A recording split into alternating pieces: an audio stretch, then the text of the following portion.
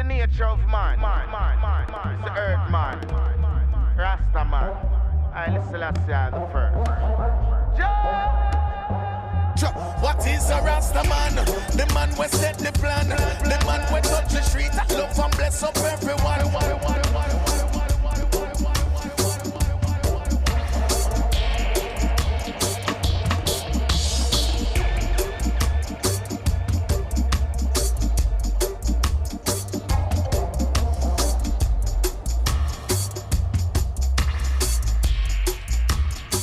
The Rasta man no skip a beat. The Rasta man unique.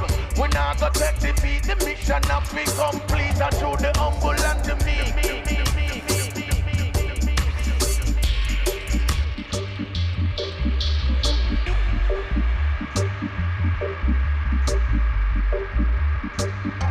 My lyrics is my gun. No boy can't tell me no.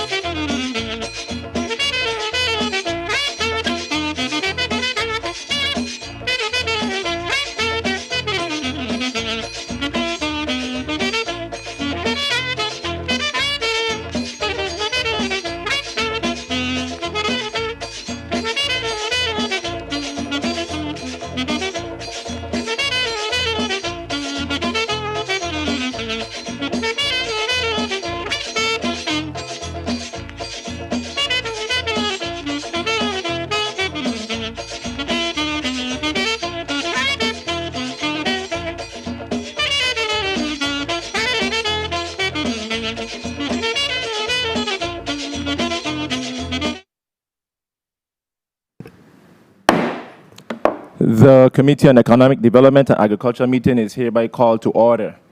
Greetings to the people of the U.S. Virgin Islands. Greetings everyone who's listening to the sound of my voice. Thank you for being here today.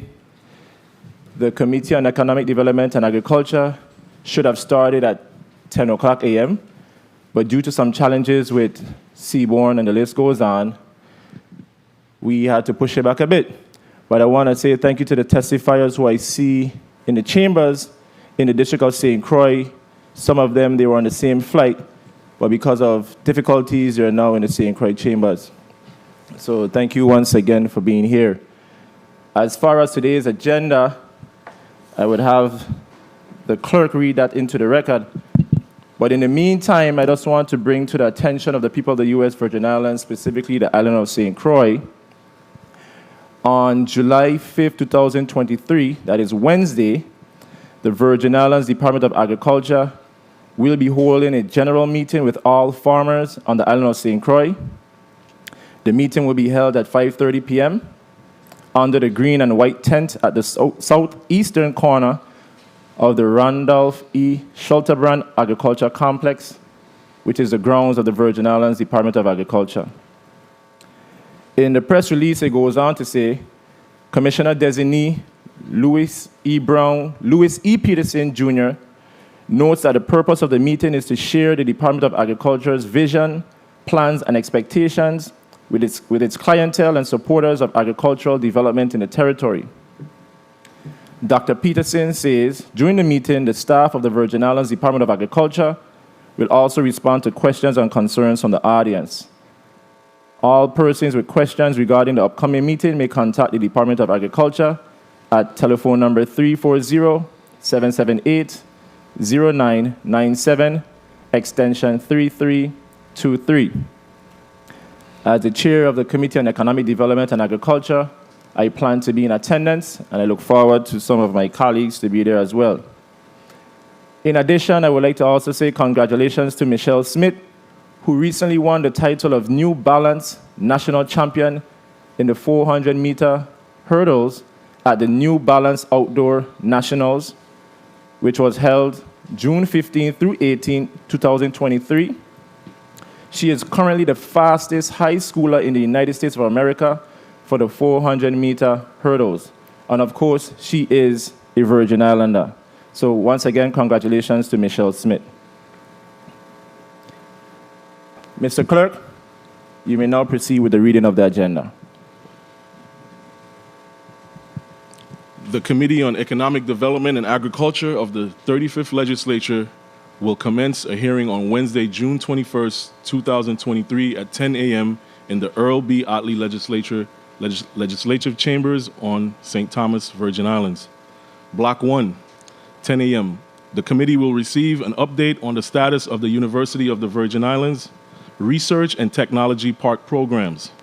Invited testifiers, Mr. Peter H. Chapman, Chief Executive Officer of the University of the Virgin Islands Research and Technology Park Corp. Recess 12:30 to 1 p.m.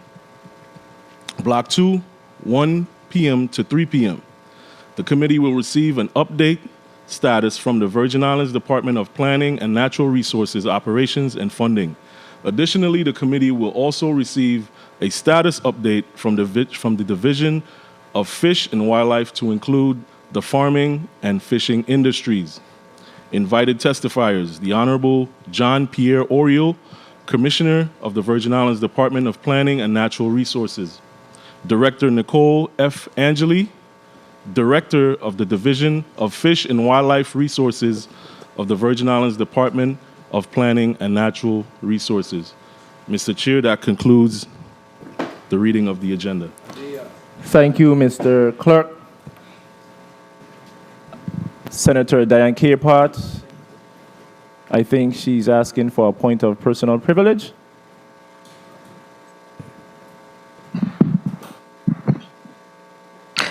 Good morning, Mr. Chair. Unfortunately, my summer student just stepped out off the floor to do something for me, but I like that opportunity again to introduce a summer student that is here with me today. No problem. Thank you. As we proceed, so Mr. Clerk, can you proceed with the roll call?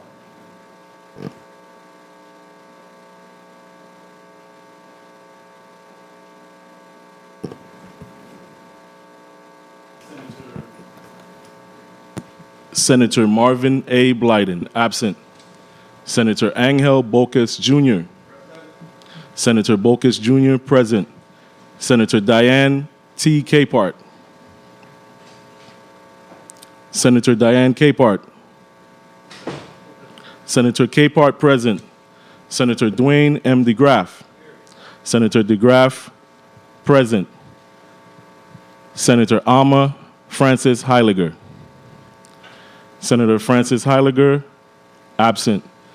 Senator Donna Fred Gregory. Senator Fred Gregory, absent. Senator Javon James Sr. Senator Javon James Sr., present. Mr. Chair, 3 absent, 4 present.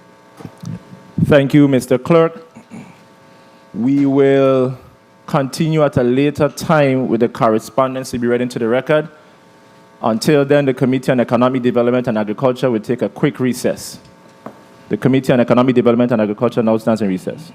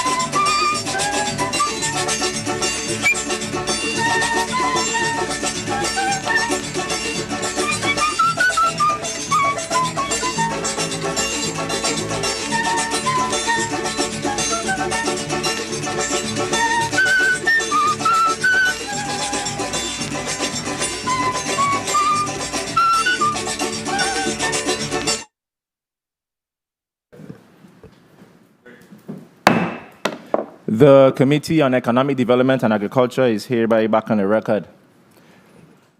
Senator Diane Capehart, you're recognized for your point of personal privilege. Thank you, Mr. Chair, for this opportunity to introduce a summer student that I have working with me this summer. Her name is Faith Grillo.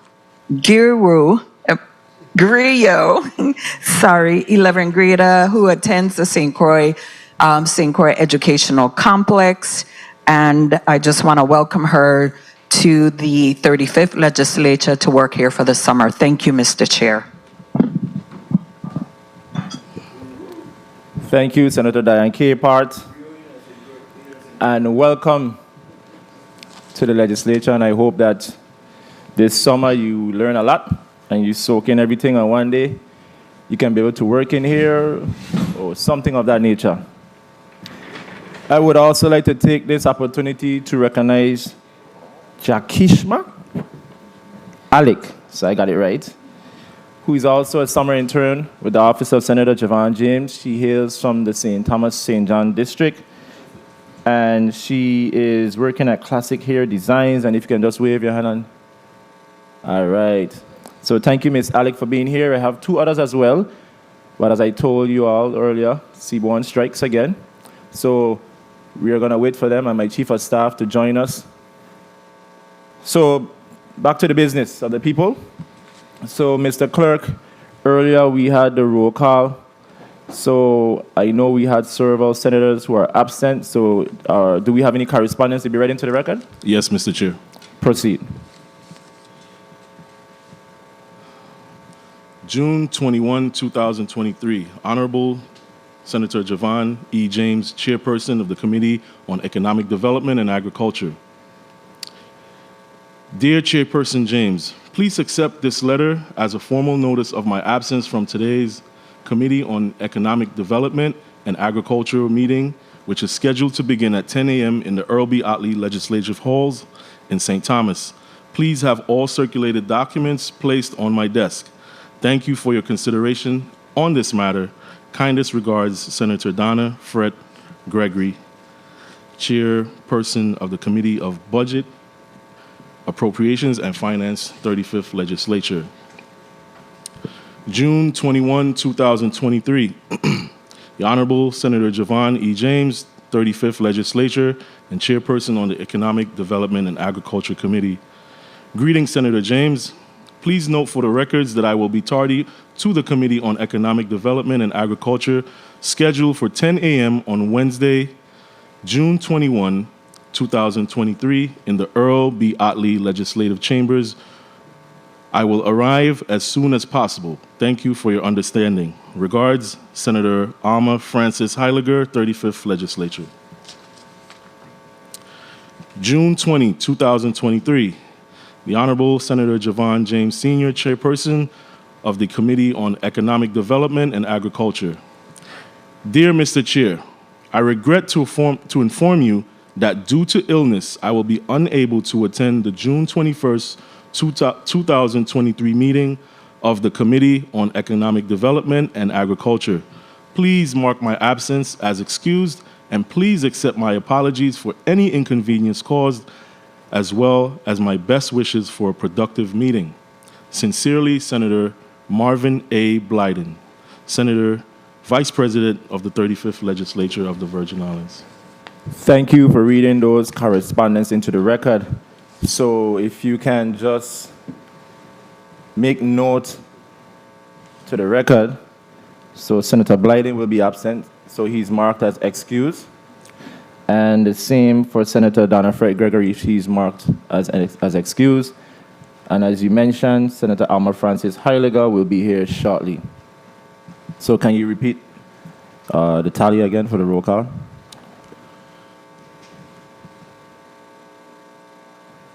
The tally for the roll call, Senator, would be 4 present, 1 absent, and 2 tardy. I'm sorry, 2 excused and 1 tardy, and 1 absent. 2 excused and 1 tardy, 1 absent. Thank you, Mr. Clerk, for that. So we have a quorum. Thank you, ladies and gents, for being here today. And thank you, testifiers, for your patience. So in the St. Croix District, I'm kindly asking for you to just state your name and title on the record. And then from there, I will give you an opportunity to place your testimony into the record. So I think it's Mr. Chapman. Yes, good morning. Peter Chapman, Chief Executive Officer of the Virgin Islands Research and Technology Park Corporation. Let's try that again. Peter Chapman, Chief Executive Officer of the Research and Technology Park Corporation. And if you can take this opportunity to introduce your support team. Yes, thank you, Senator. Good morning to you and the senators who are present this morning. I'm joined this morning by our Chief of Staff, Amina Salim, to my immediate left, Director of Entrepreneurship, Eric Saunier, who is seated at the left end of the table. To my right is Senior Manager of Marketing and Communications, Sydney Paul. And directly to the left of Ms. Salim is our dynamic Sustainable Development Associate, Tahira Durand. Thank you, Mr. Chapman. You may now proceed with your testimony. Thank you, Senator. Again, it's good to be here this morning, and I'm sorry that we couldn't be there in person. Seaborn strikes again. Because of the breadth of activities being undertaken at the RT Park, I'd like to focus this presentation on the progress of selected specific initiatives and projects that we have launched or have in the pipeline, some of which are being undertaken through the generous support of the Virgin Islands Legislature as well as the Bryan administration. But before I dive into the specifics of all of those projects and initiatives, I want to first provide for the viewing audience a brief overview of the RT Park Corporation and our mission. And we have an accompanying slide deck. I don't know if you can see it, but we have a slide deck that we're also going to have someone roll through. So the RT Park is now in its 21st year of operation, and we are an independent economic development corporation established by the Virgin Islands Legislature for the primary purpose of helping to diversify and strengthen the economy of the Virgin Islands by harnessing the region's competitive advantages to become a hub for technology as well as agricultural research-focused economic development. According to Title 17 of the Virgin Islands Code, which serves as our North Star or our overarching guide, we have as our principal mandate the implementation of a holistic economic development model that concentrates on the attraction of new companies to the territory, the support of early stage and startup enterprises, the provision of access to capital to qualified businesses, the facilitation of workforce development training opportunities for Virgin Islanders, and the creation of new real estate facilities that support tech talent and the growth of companies in our target industry sectors. I should also note that we are an independent affiliate of the University of the Virgin Islands, and as such, we have helped facilitate both internships and permanent employment within the tech sector for many UVI students and alumni, respectively. Excuse me. And although supporting UVI is a secondary focus according to Title 17, we're very proud of the fact that since our inception, the RT Park has generated approximately $13.5 million in financial support for UVI, over $12 million, or roughly 90% of which has been generated for the university in the last 5 years by the current RT Park team. The success is directly attributed to our implementation of a more aggressive and comprehensive economic development programming model in line with Title 17, and to the amazing capabilities of the very effective, dedicated, and diverse team of professionals we have at the RT Park. The performance of the current team has earned the RT Park the distinction of being one of the highest performing economic development organizations in North America, and this is as designated by the International Economic Development Council. This morning, I'd like to focus on our progress with respect to 7 programs, initiatives, and projects. The first is Accelerate VI and our related entrepreneurship activities. The second is VI STEM Kids, which is a youth coding program. Third is the Tech Village Mixed Use and Sustainable Development Project. Fourth is the Vista Plus Talent Attraction Initiative. Fifth is the Catalyst Fund Revolving Loan Program. Sixth is Creative Economy, which is a new focus for us. And the seventh is Innovate St. Thomas, which is a revitalization initiative that we have in the what we call the research and development phase of our work.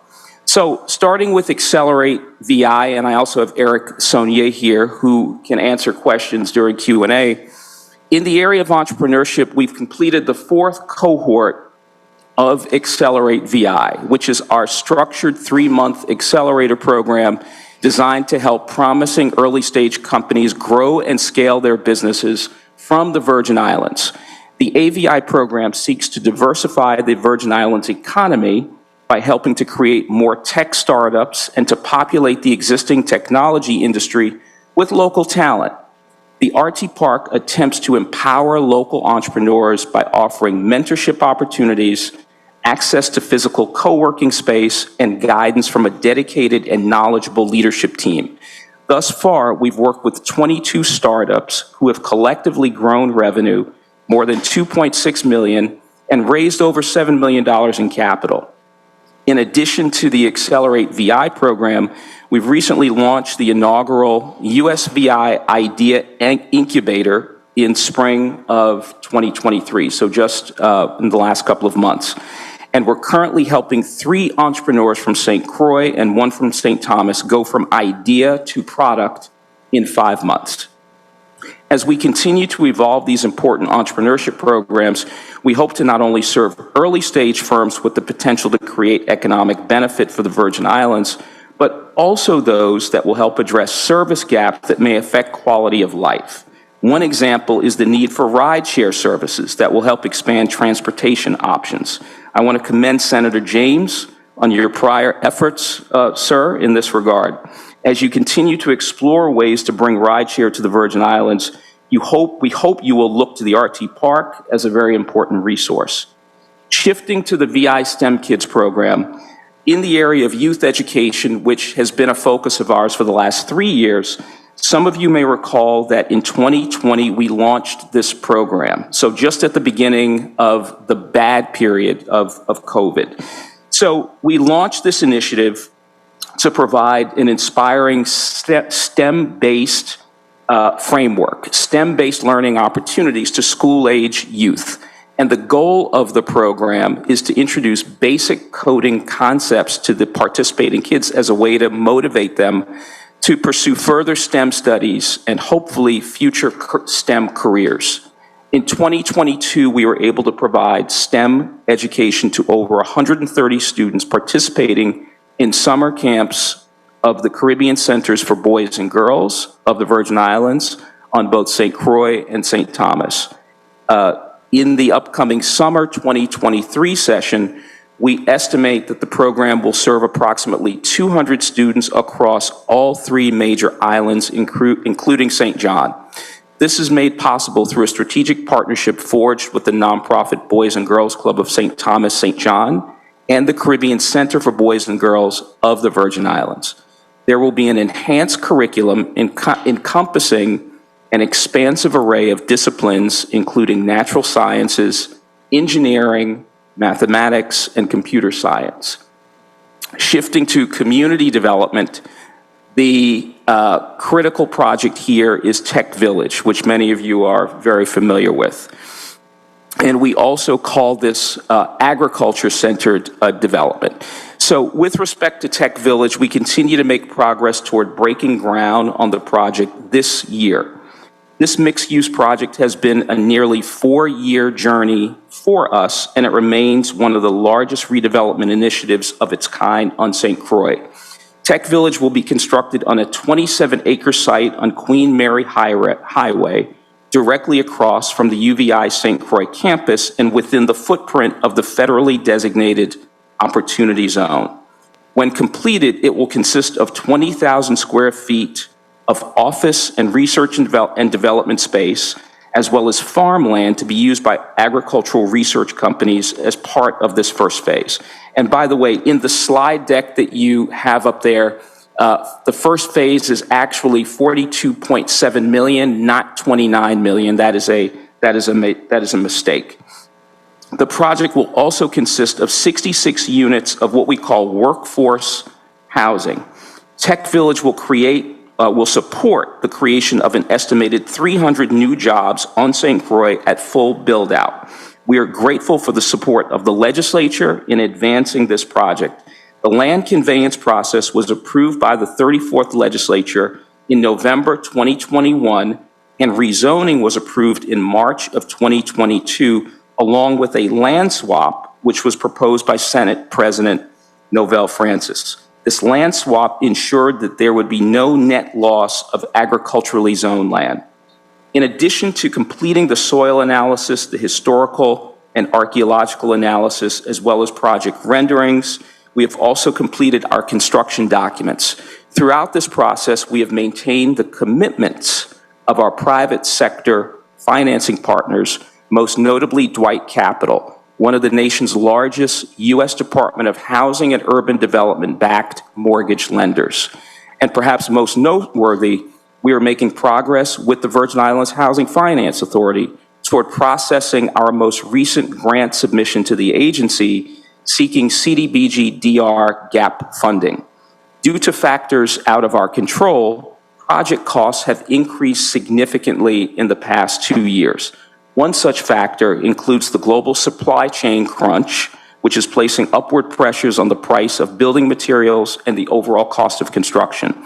Also, the Virgin Islands Housing Finance Authority has requested that we increase the number of apartments that are affordable to low to moderate income households, which will require a deeper level of subsidy to fill the resulting gap in our revenue projections.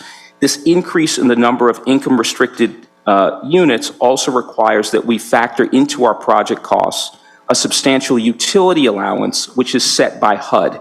In our most recent construction cost analysis, these three conditions have increased our funding gap to $29 million, up from $8 million 2 years ago. But I'm pleased to report that Governor Bryan has expressed his commitment to ensuring that we have the CDBG-DR monies necessary to close this gap. And again, right now the gap is $29 million, but we're not concerned about it.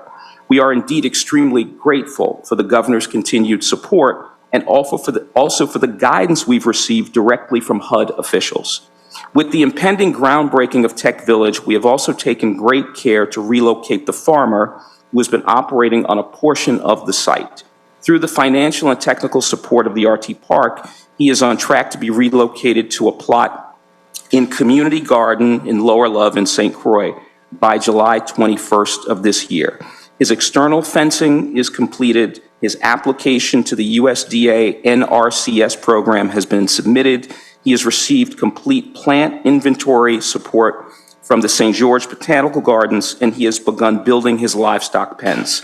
Because one of the critical objectives of Tech Village is to strengthen the capacity of our local St. Croix farmers, I also want to highlight the work we're doing with the VI Good Food Coalition to craft long-term solutions that position farmers to more effectively address our need for greater food independence. Additionally, we are participating with the Virgin Islands Board of Education, St. Croix School District, a company called Awareco, LLC, for the implementation of a composting and food waste reduction pilot program that is seeking funding from the U.S. Department of Agriculture's Office of Urban Agriculture and Innovative Production. Let me take this opportunity to acknowledge the outstanding work of our sustainability associate, Ms. Duran, in managing the relocation of and in advancing our partnership with key agricultural stakeholders. Can you hear me, Senators in St. Thomas? Yes, we can. Okay, good. Just wanted to make sure. I'm just going to shift to an overview of Vista Plus, which stands for the Virgin Islands STEM Talent Archive, which represents our foray into talent acquisition support. We've continued to fully maximize our Vista Plus portal for accessing and connecting tech talent from throughout the Virgin Islands diaspora with local employers who are seeking to build a highly qualified, well-credentialed workforce. Through our partnership with the Virgin Islands Department of Labor, which began a year ago, we are implementing an aggressive marketing campaign to populate the database and begin filling job vacancies. With this new funding, we have hired a Vista Plus program coordinator and a marketing specialist. Their roles involve overseeing program operations, streamlining candidate registration processes, and implementing effective marketing strategies. This addition of staff has bolstered the program's organizational capacity, ensuring smoother operations and a better experience for both job seekers and employers. Consistent with the program's objective to attract skilled Virgin Islanders back to the territory, we recently launched the hashtag #ComeHomeUSVI campaign, and you may have seen some of these signs in the airport. This initiative serves as an inspiring call to action, encouraging individuals who have migrated to the mainland U.S. to return home to contribute to the Virgin Islands economy and to participate in the economy as a member of our workforce. At the heart of this campaign is the Connect and Collaborate multi-city outreach series. This series creates opportunities for individuals to engage, network, and collaborate with fellow Virgin Islanders, fostering a sense of community and connection. The targeted cities include Atlanta, Washington, D.C., Houston, and Miami. Since its inception last year, Vista Plus has witnessed remarkable progress reflected in the number of candidates and employers actively engaged in the platform. To date, the program has successfully registered 169 candidates who are eager to contribute their skills and expertise to the Virgin Islands economy. The Vista Plus platform has gained the attention and support of 97 employers who recognize the value of engaging with the program. These employers are actively seeking talented individuals to fill positions and contribute to the success of their businesses and to the Virgin Islands economy as a whole. In anticipation of even greater success and growth, the Vista Plus program will undergo a complete site renovation or revision in the coming year. These improvements are intended to further enhance the platform's functionality, user experience, and overall effectiveness. By continuously improving and evolving, the program remains committed to providing a robust and efficient platform that seamlessly connects candidates with employers, which ultimately contributes to the economic and social development of the Virgin Islands. I'm going to shift to the Catalyst Fund revolving loan program. With respect to access to capital, our signature program is the Catalyst Fund revolving loan pool. In the past year, through the support of the legislature, which provided us with $5 million in seed funding via enactment of Bill number 34-0058, which was signed into law by Governor Bryan, we were able to launch the Catalyst Fund, which is designed to provide patient, flexible financing for larger business and real estate development ventures that help make the Virgin Islands a more attractive destination for high-impact economic development projects undertaken by both existing local enterprises and new-to-market firms. We are grateful for the unwavering support of the 34th Legislature, especially for the strong leadership and guidance of Senate President Francis for helping us make the Catalyst Fund a reality. We officially began underwriting loans and deploying capital last year and have secured approval from the Loan Review Committee for 3 transactions, 2 very large-scale sustainable agriculture businesses, and 1 medical coding company, M1 Enterprises. Of the $5 million received from the legislature, $3.1 million is encumbered, and we are anticipating applications from another 3, perhaps 4 businesses that will fully deplete the $1.9 million in financing that we have available. We are therefore poised to submit, I should say resubmit, to the Virgin Islands Housing Finance Authority within the next 2 months an application for $30 million in CDBG DR or CDBG mitigation funding, and this is funding that Governor Bryan committed to us several years ago. And we are hopeful that we can receive these dollars this year, since we have a volume of financing requests that exceed the amount of capital available on hand. Again, that amount of capital on hand is only $1.9 million. As I shift to closing of my formal presentation, I do want to touch upon 2 emerging initiatives. One is what we call creative economy. In the past year, as I previously shared, we've begun to concentrate intensively on out-of-the-box strategies to bring talented Virgin Islanders back home from the U.S. mainland and from other places as a means of strengthening and enhancing our labor force. One such effort has been our embrace of a new sector which we call creative economy. Although there are many different definitions of creative economy in the economic development field, for the RT Park, creative economy-focused economic development entails attracting and growing industries that use technology to advance the work of individuals and institutions involved in the visual and performing arts. This is a rather broad sector, so we've selected film and media, excuse me, as our initial specific area of concentration. Our rationale for this is twofold. A, we believe film and media have great potential for measurable economic benefit, excuse me, to the territory, and B, there is evidence to suggest that there are many Virgin Islanders living in other places who work in the film industry. And if we were to incorporate a major focus on this sector into what we do, we could inspire them to return home to the Virgin Islands while also creating and incentivizing new job opportunities that will really encourage our most creative young people to stay in the territory, helping to stem the brain drain that challenges our efforts to diversify the economy. Just to provide you with some illustrative examples of our creative economy efforts thus far, last year we developed a partnership with media entrepreneur, founder of former New Millennium Studios, and veteran TV star Tim Reed to serve as our inaugural entrepreneur in residence at the RT Park. As you may recall, Mr. Reed was one of the keynote speakers at last year's Tech and Business Attraction Summit. Through our partnership with Mr. Reed, we are providing technical support to his new media company, LGCY TV, which streams entertainment content drawn from throughout the African diaspora. His vision is to position his platform to be an Afrocentric version of YouTube. We want this company to be headquartered in the Virgin Islands for a number of reasons, including its potential to help elevate the VI's stature among creative professionals and to strengthen the territory's credibility as a destination for media enterprises and film projects. As part of this dynamic partnership with Mr. Reed, we are also hoping to leverage his considerable experience to support the training of local talent in film production.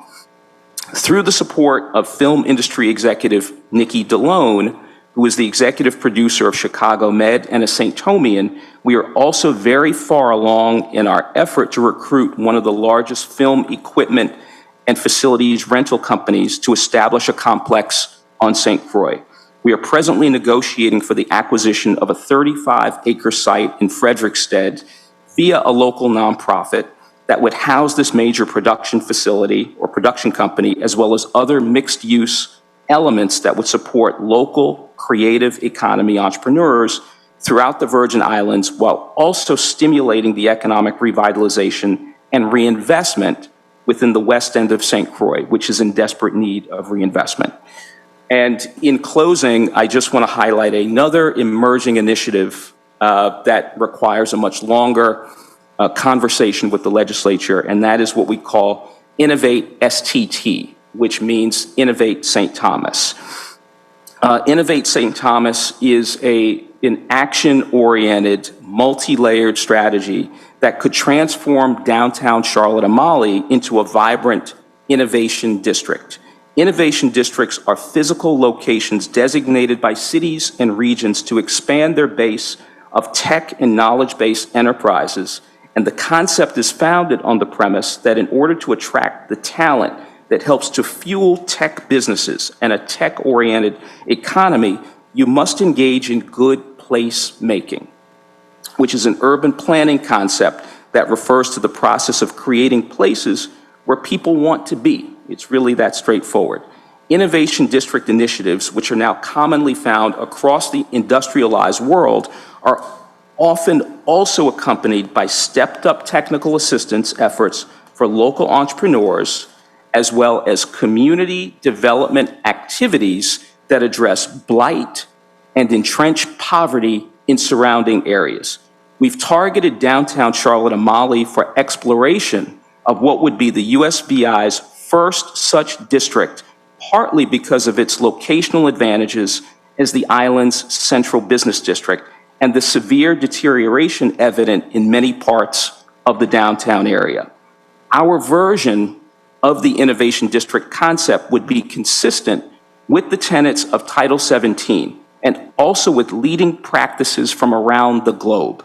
Our Innovation District redevelopment effort is quite comprehensive and thus likely requires a separate meeting with the legislature to walk through all of the details. But thus far, we have lined up viable financial partners and have begun to solicit feedback from selected key local stakeholders. And we are excited about the prospect of launching this unprecedented redevelopment initiative, but that wouldn't happen until after we break ground on Tech Village, just to be clear. Mr. Chairman, this concludes my formal remarks. We would be obliged to entertain any questions from you and the rest of the committee members. Thank you. Thank you, Mr. Chapman, and congratulations to your entire team. I must admit that you are doing great things, and the future do look bright for the U.S. Virgin Islands. And I'm happy to know that you're working on things in both districts. In other words, you're thinking territorial, as you should. And I also want to thank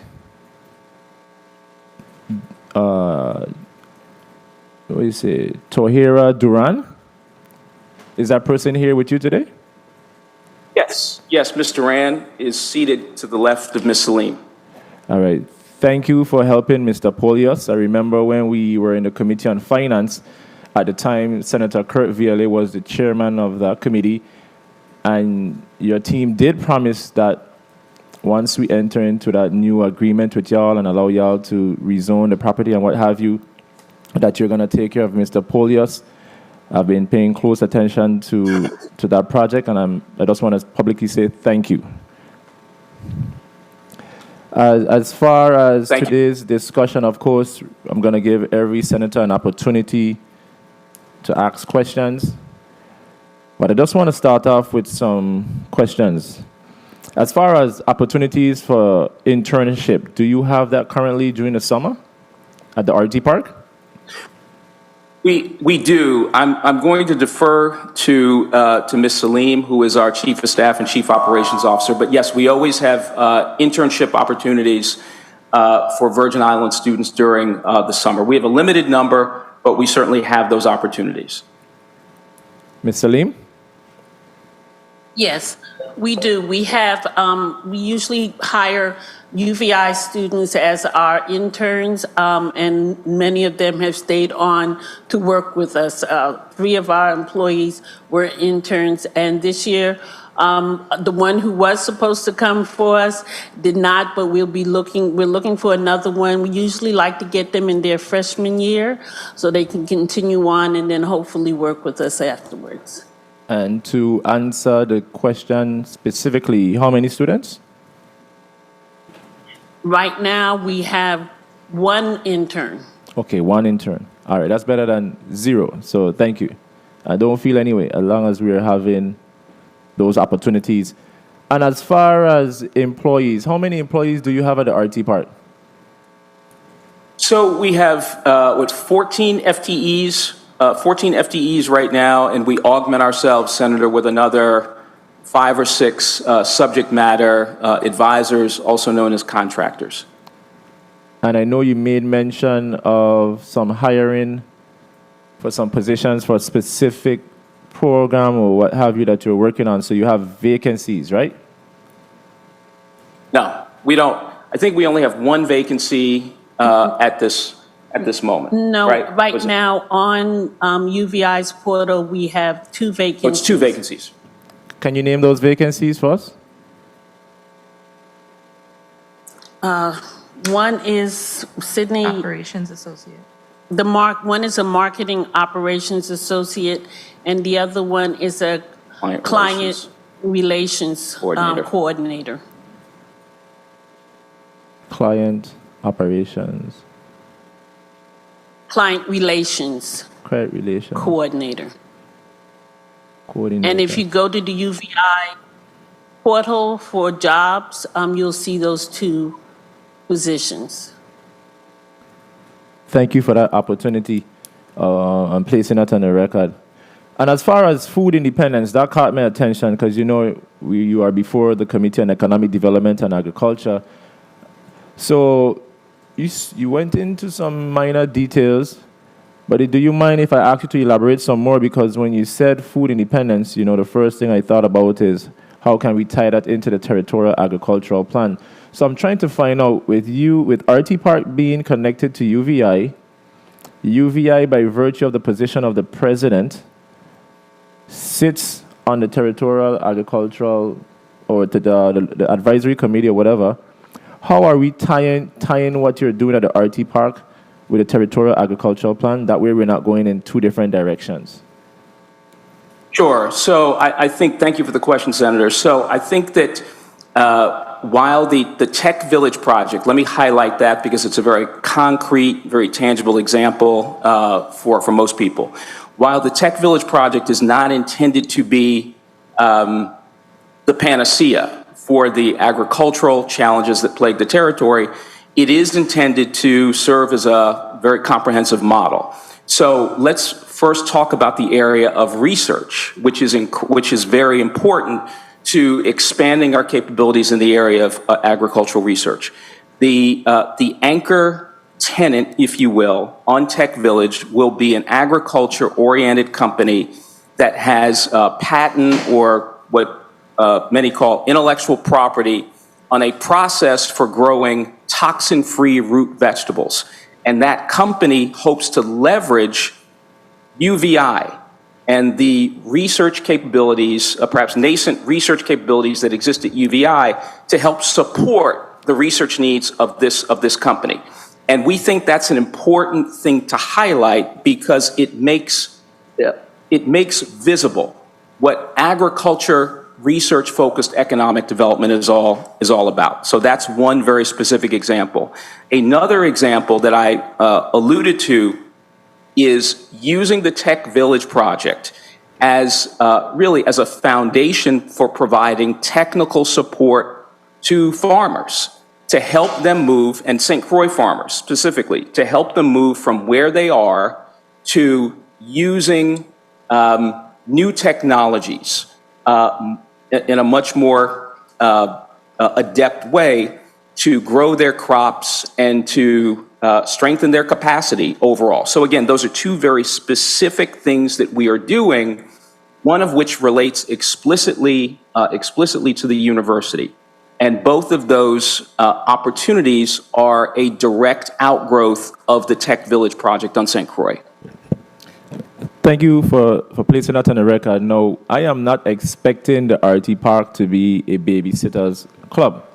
However, we have to make sure that we tie the youth into this, because if you speak about technology, you know we have an aging industry when it comes to farmers in the U.S. Virgin Islands. So I'm assuming that you're catering to the younger Virgin Islanders who are interested in being farmers. So my question to you is, are you thinking of ways with the Tech Village to tie some youth aspect of it? Because I know you have the Virgin Islands Board of Education. I'm not sure if it is because you're involved in the youth or school, but can you elaborate some more? because I want to make sure that we are creating a pipeline for future farmers when it comes to this technology that the Tech Village has to offer to help farmers in the future? Yes, I think that's a good question. It's a very astute question, if I might add, Senator, because as you know, the average age of farmers on Virgin Islands is 68, 69, and 10 years ago, the average was, 58, 59, which means that we're not really adding new farmers to the mix. So our focus is not just on the existing pool of farmers, but it is most definitely on younger people who have an interest in farming and innovative farming. So that's at a high level, but I want to defer to Tahira if she wants to add anything specifically as it relates to cultivating younger people. Thank you, Peter. Tahira Duran, Sustainable Development Associate, and thank you, Senator Javon James, for acknowledging the work that I did with the farmer and his relocation. So we briefly mentioned a grant that we applied for through a potential company called Awareco. We actually applied for about $400,000 for a waste diversion and composting program here in the USVI. Through the Department of Education, we're hoping to develop community programs as well as educational opportunities for younger students in the territory.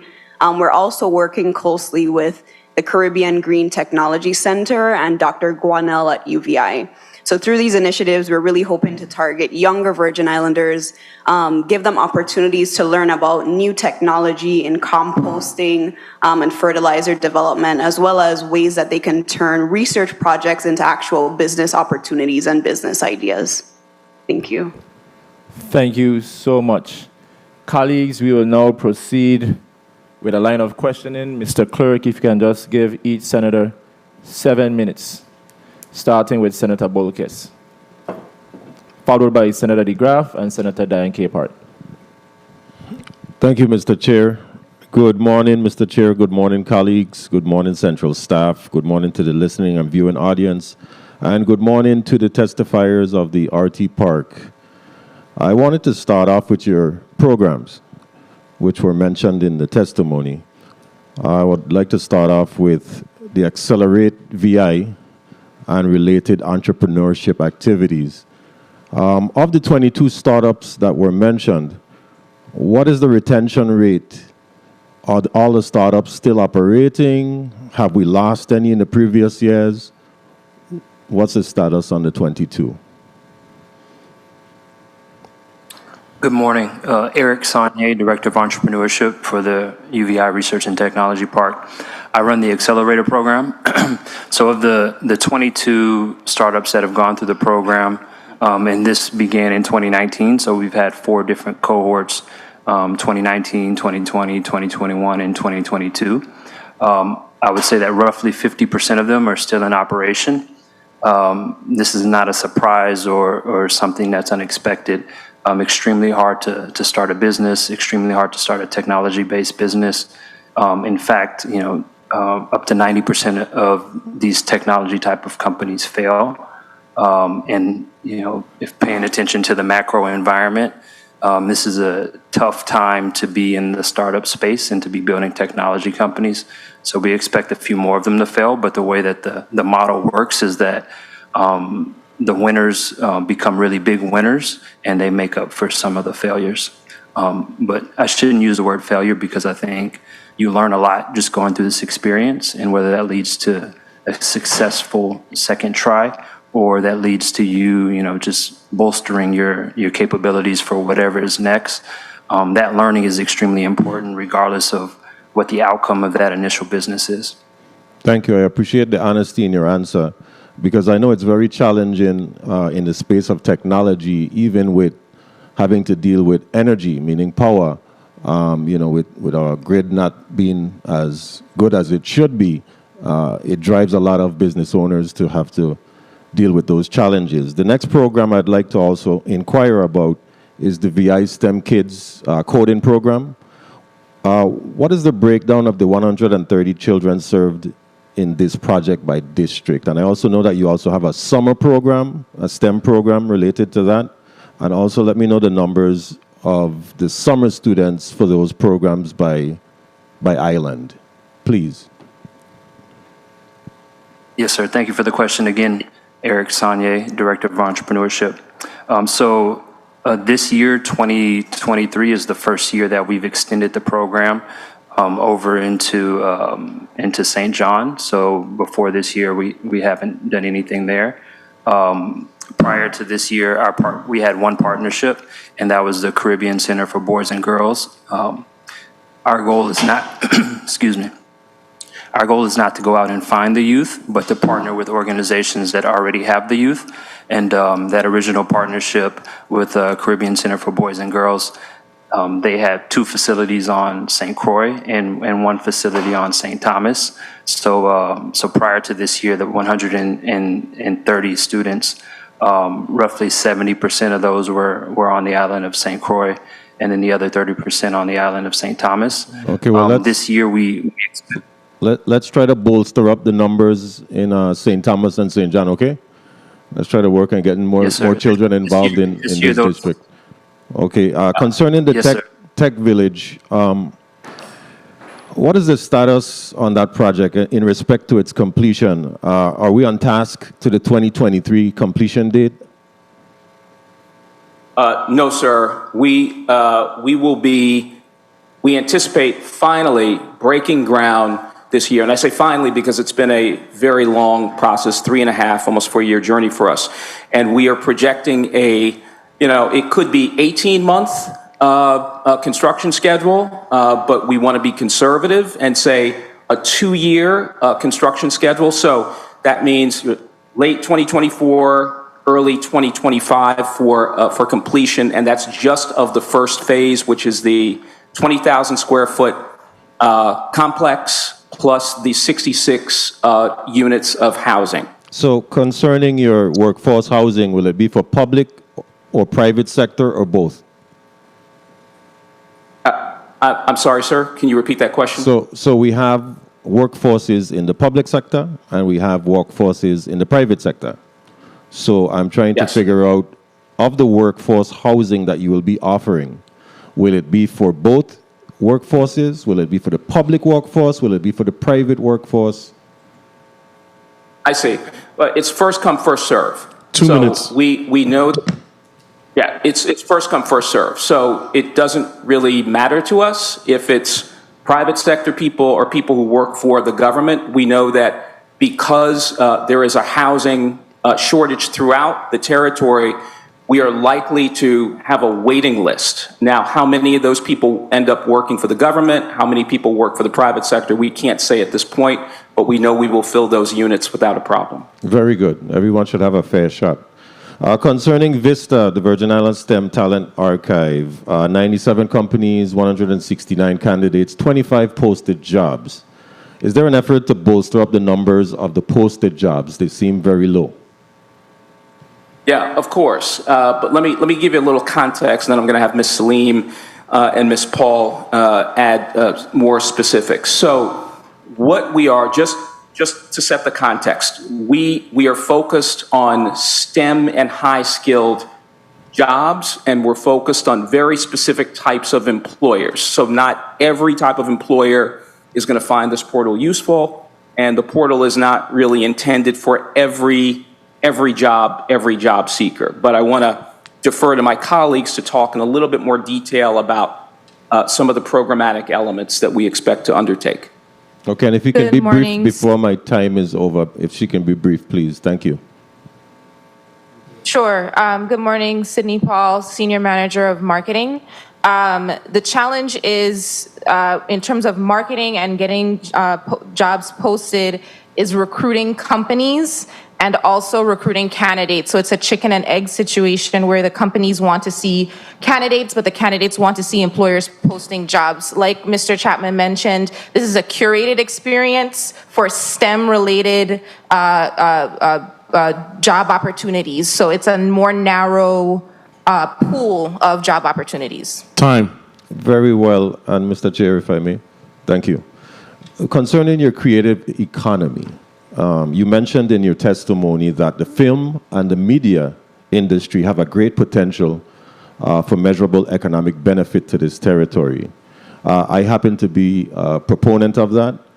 And I'm wondering, have you worked with the Economic Development Authority to further this by working with them in collaboration to the STARS Act, which I believe can help augment this particular position that the RT Park is trying to hold?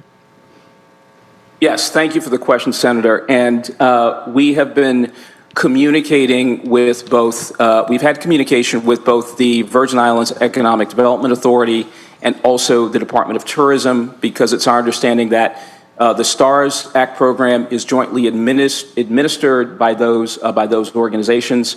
And so we have been communicating with them, and we've also been working with the Governor's Chief Legal Counsel on offering our input into specific changes that should be made to the STARS Act to make it more appealing to high-impact film projects.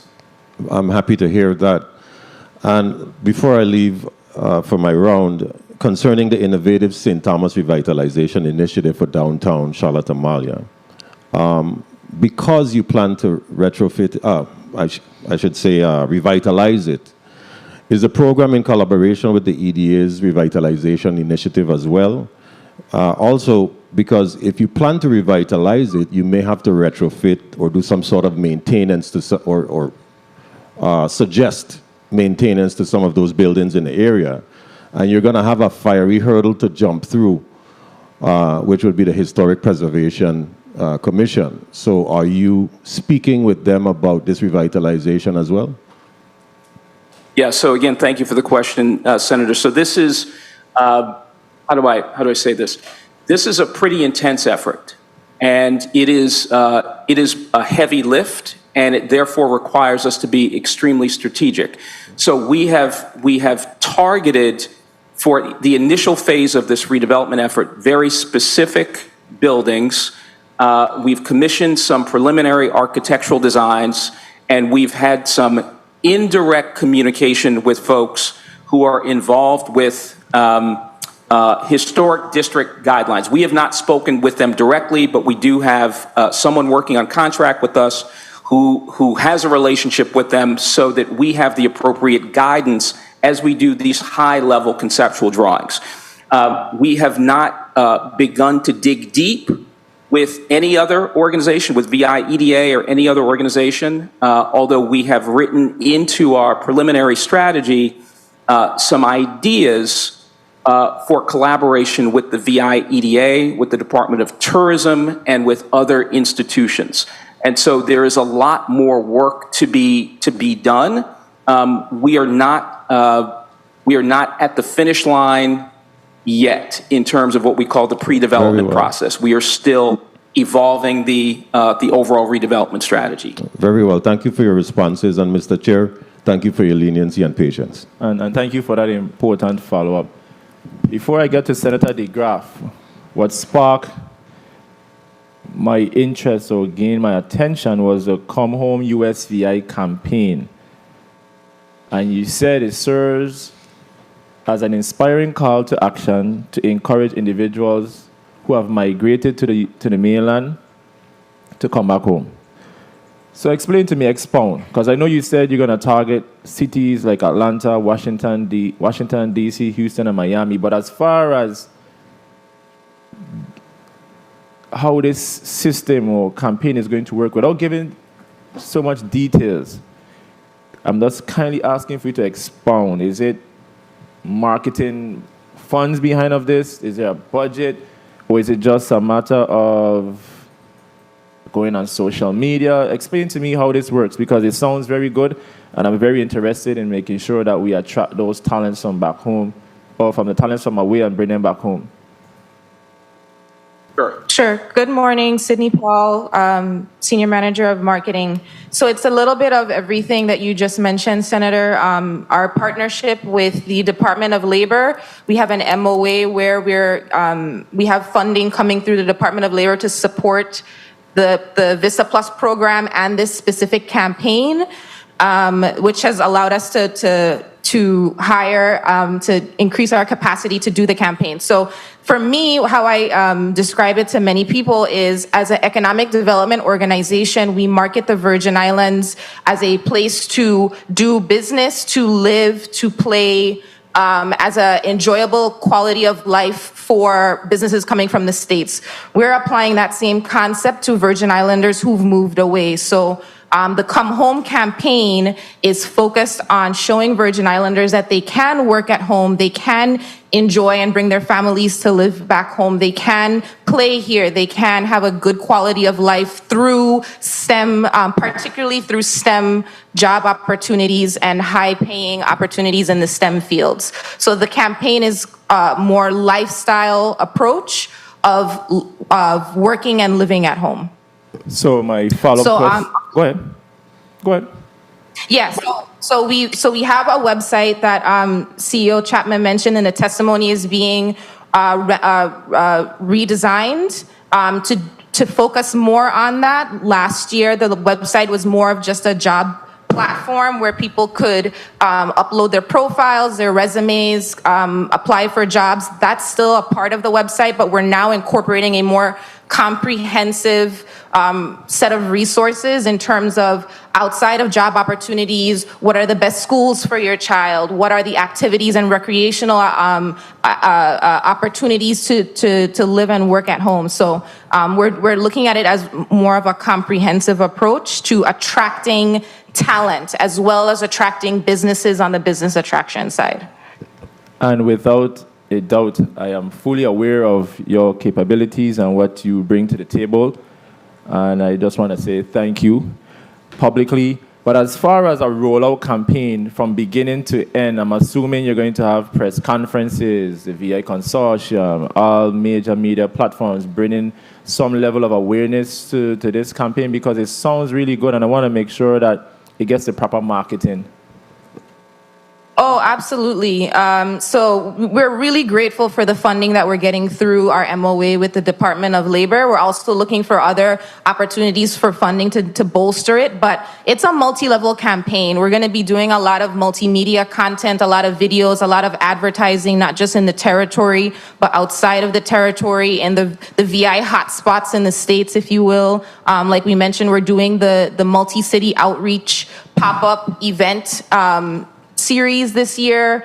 We've already done Atlanta in April, and we're doing DC next month.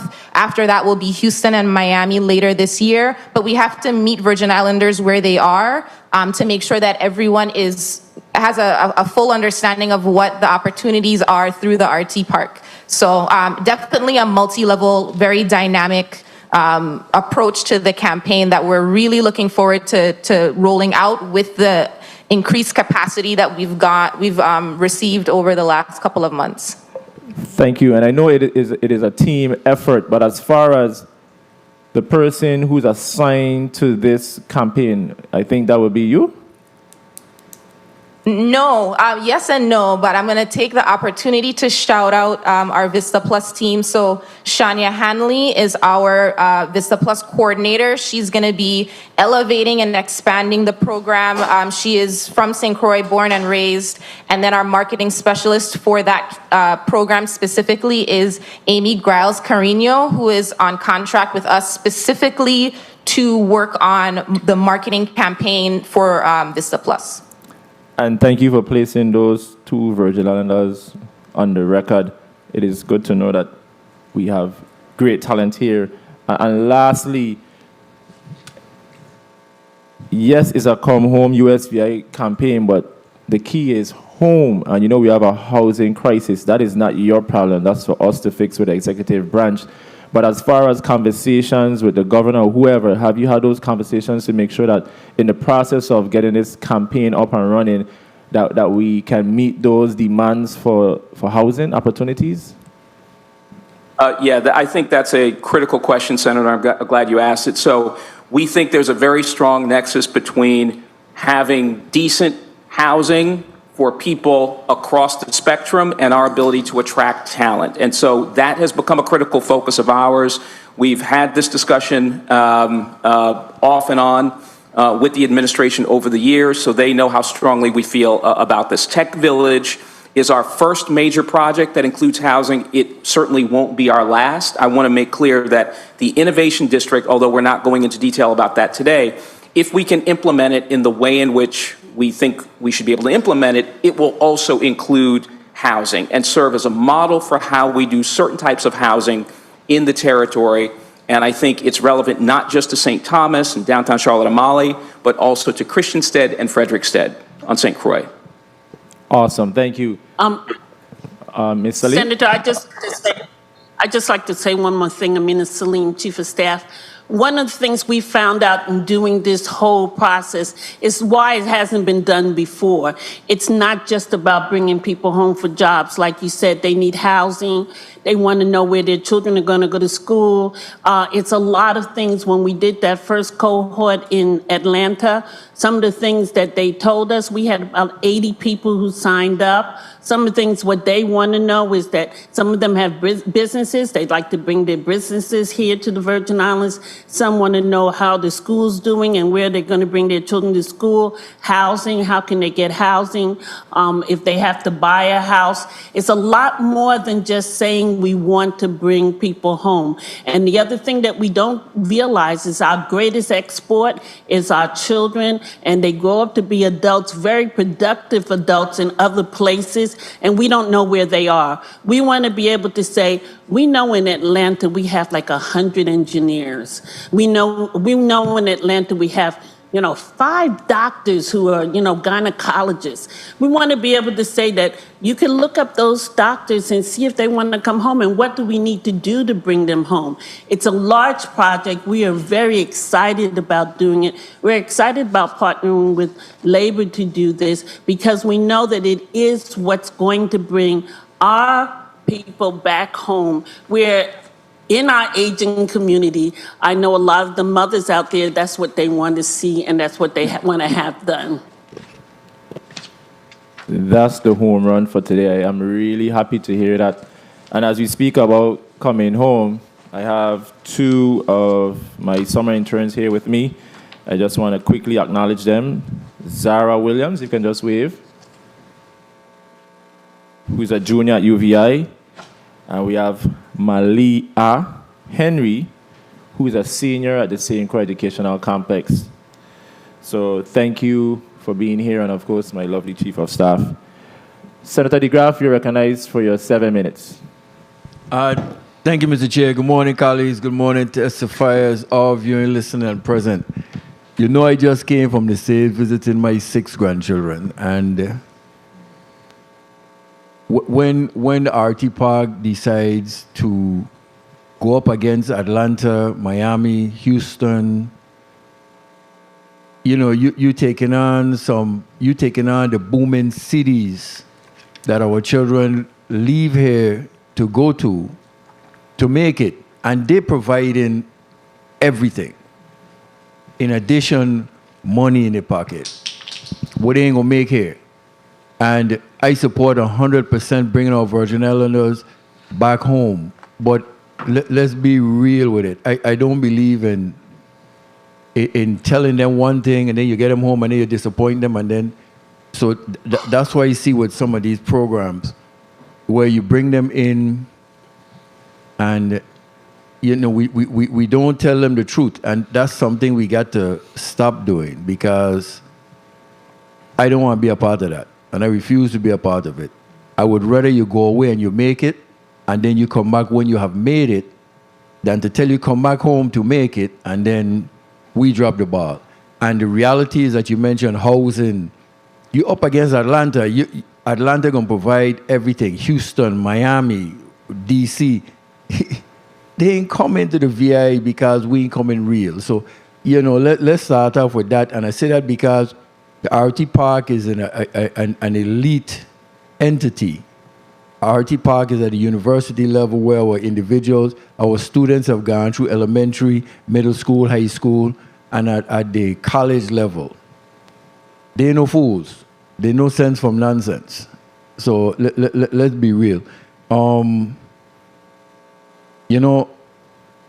RT Park is doing such good things. I always believe in taking care of your own. So when we going to bring our students home to get back and invest in our territory, how is the upward mobility in the RT Park itself for the employees? You said you had X amount, you have 2 vacancies, you didn't really need any more. How is the upward mobility amongst the young individuals in the RT Park presently? Mr. Chapman. Sure. Thank you for the question, Senator. And I will say, to the first part of your remarks, I want to say that we always manage expectations when we're talking to tech talent, when we're talking to companies, and we know that we have a long road ahead of us, but as a wise man once said, every long journey begins with one step. But to your question about growing and elevating talent, we have had in the 5 years since I've been there and since this team has been in place, we've had almost no turnover. We've had maybe one person who didn't work out, and we had another person who we recruited as an entry-level person. He started off as an intern. He was phenomenal. We begged him to stay. He left because he had never worked in the mainland U.S. So we've had almost no turnover, and we've had several people who have been promoted over the course of the years, including several people sitting at this table. Sydney Paul, not to embarrass her, Sydney Paul came to the RT Park. We brought her to the RT Park shortly after I came on board. She didn't have any economic development experience, but now she's managing major projects and initiatives, and she's a senior manager at the RT Park. We've had several other people who have had a similar experience. So I try to create an environment where there is clear upward mobility, because retaining the talent that we have is critical to our success. Okay, great. And like you mentioned, Sydney Paul and all the other young generation there, are you grooming them to take your job? Because when is your time to leave, I want to make sure the whole organization doesn't fall off and you have the individuals there that can keep it going. So are you grooming them to take your job? That's a great question. Succession is key to any successful business, as I've learned from having worked in the private sector and run public and nonprofit institutions. And so I believe that if we continue along the trajectory that we are on, we won't have a succession problem in a number of years. Okay. Yeah, and I emphasize a number of years because I'm not going anywhere anytime soon, Senator. And Senator, yes. Senator, I just want to, Ms. Salim, we are doing a succession plan right now. We recognize that even if any of our staff leaves, not only Mr. Chapman, 2 minutes. What type of qualities do they need to have in order to be in that job? What type of person do we need to replace them so that we also have the staff that in all the positions that we need? And that's fine, because like I say, once we could see it in the RT Park, then I might think about coming home. So again, I like to talk about the Tech Village. At one point when it first came before the Senate, I was in opposition to it. There was an issue, there was a rush issue in terms of getting the investors. Do we have all the investors for all the phases of that project presently? We do. And Senator, right now we are only focused on the first phase. So just to clarify, we are focused on the first phase, and we are good where we are right now with what we call our capital stack. The critical next step is to close on all of our financing, and that requires that we have our subrecipient agreement for CDBG disaster recovery funding from the Virgin Islands Housing Finance Authority, and that process is moving along, I think, very well, and we hope to be completed with that process this summer. But yes, we have the requisite private sector financing also in place, and as I said in my remarks, I appreciate the fact that they have stuck with us, especially Dwight Capital, for nearly 4 years. Okay, great. That's good news, because I remember we were in a bind with that. Now, two final things I like to address. The Catalyst Fund. It was for, I think the legislature put $5 million in the Catalyst Fund. Correct. How much is in the fund now, and how has it been used? Sure. So we have approved three loans. Two of those loans are to pretty sizable businesses or businesses that have the potential to become very sizable. They have very aggressive business plans. We have another three to four businesses in the pipeline, meaning that they are poised to submit applications, and we will start the underwriting process for those. We have $1.9 million in capital available, and based on the demand that we are seeing right now from both existing companies in the Virgin Islands as well as new-to-market companies that we have in our business attraction pipeline, we know, Senator, that we are going to be substantially oversubscribed for the Catalyst Fund, which is why this year, we're hoping to do this in the next few months, we are going to resubmit our application for CDBG, it'll probably be CDBG mitigation funds, to the Virgin Islands Housing Finance Authority. The governor's commitment is for $30 million.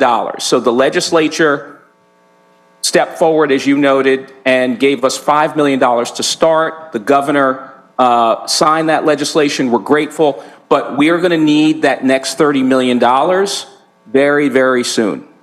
Okay, and Mr. Chair, just to wrap, I wanted to ask about, you mentioned about a program where you're looking at blighted properties in the territory, but you said nothing will kick off until the Tech Village is completed or has started. That's what we're trying to No, we can't start working in earnest on anything else that is a heavy lift for us in terms of real estate development until we break ground on Tech Village.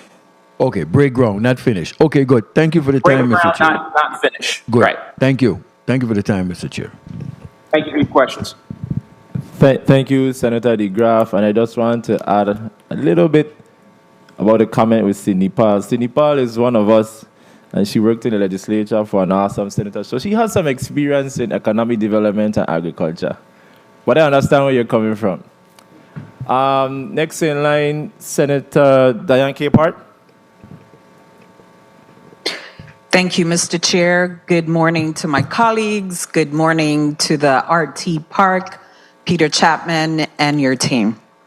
I just want to ask, based on your testimony, we know that the RT Park is an independent affiliate of the University of the Virgin Islands. I'm about accountability. You're getting all this money. So I want to know, what are your internal control measures that you have in place to make sure there's accountability for the funding that you're receiving? So thank you for the question, Senator, but just a question of clarification or statement of clarification. So we don't receive money from the legislature for operations, if that's what you're talking about. The money that we've received from the legislature has been for special initiatives, so the Catalyst Fund, and we have very strong, very rigid accountability controls in that fund. For that fund. And tell me about those controls is what I want to know, because a revolving fund, as I was going to get, is a continually funding that is replenished, correct? Absolutely. And withdrawals are made. Absolutely. Replenished. Right. So we have a very thick, which I will obviously make available to you. We have underwriting guidelines that are based on best practices, and you will see a lot of similarity between those underwriting guidelines and the guidelines that are adopted by U.S. Treasury Department certified community development financial institutions. And we hope to receive community development financial institution designation in the future, perhaps in the near future. So we have underwriting guidelines that take into consideration the credit history and the performance of the borrowers and the companies. We have underwriting guidelines that look at the relevance and strength of a particular industry or sector. And we also evaluate the character of the borrowers. Now, in terms of the what you call the controls, community and economic development lending is all about having good underwriting, which means risk mitigation due diligence. So we have what we consider to be the best and the brightest people informing and managing that process. So the individual who runs that process, his name is Ronnie Johnson. He is a former executive with Shore Bank, the former Shore Bank Corporation in Chicago, which is one of the trailblazing community development financial institutions in the United States. And so, if I may, yeah. Ronnie Johnson, he does this off island or here? He does it both. He does it both here and off island. He is part of our team. He is a contractor, but he's been part of our team for almost 5 years. So he's a contractor off island, but he doesn't reside here. He doesn't reside here, but he spends probably half of his time in the Virgin Islands. Okay. Okay, thank you for that. So talking about the revolving fund, you mentioned that you have this loan review committee. Yes. Who consists of that committee? So it is myself, it is Eric Saunier, it is a member of the Economic Development Authority who recently left, and it's a member of our board of directors, Mr. Ian Tomlinson. Okay.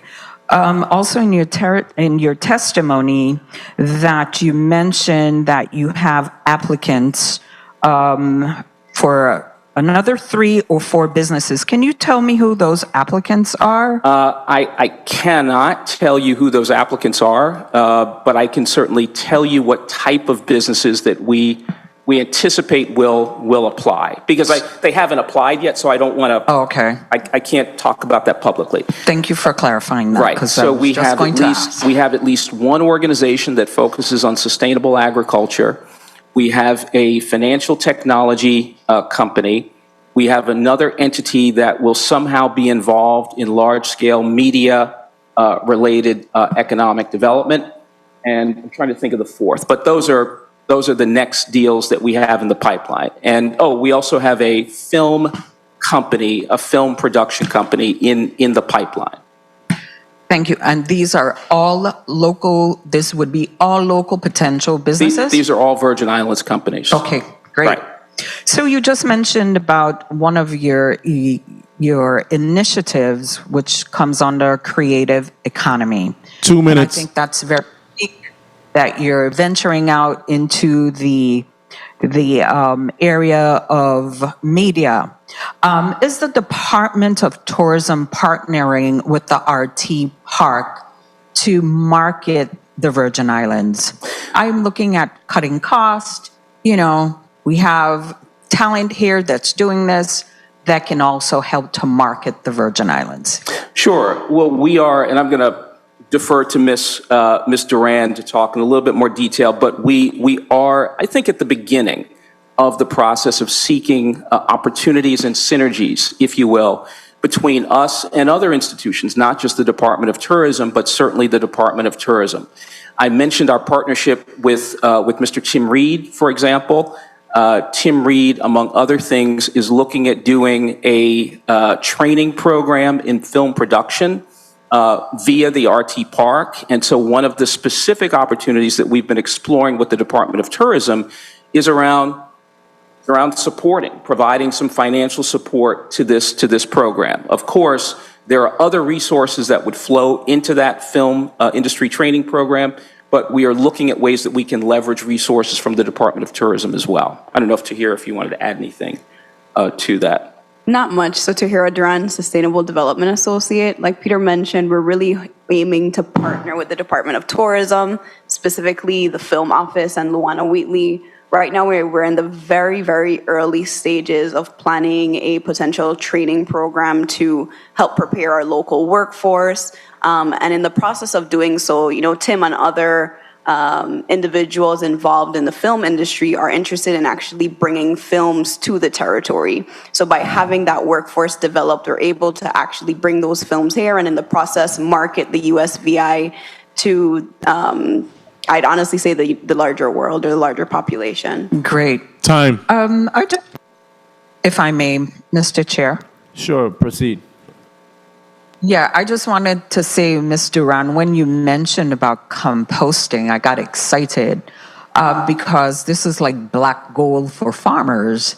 And if we can educate our public about composting, it helps to minimize waste in our landfills. So I think that education and outreach and working with our farmers are so important that we could probably market composting materials. So I just wanted to say congratulations on that. I wish you the best on that. Thank you, Mr. Chair. Thank you, Senator Capehart. And if you can just let me know, do we have any other senators in the chambers for St. Croix? Senator? No, Mr. Chair. Okay, thank you. So I'm just going to ask some quick questions, and then we're going to go into a second round. So my question to the RT Park, as far as the Accelerate VI Entrepreneurship Initiative, you said that it's a 3-month accelerator program for early stage companies. How have you been able to monitor the progress to make sure, or how long have that program been around? First off, how long that program has been around?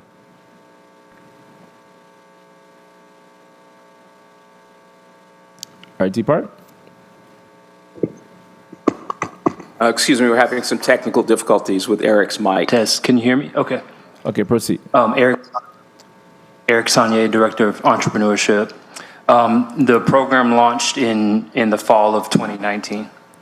Okay, fall in 2019. So as far as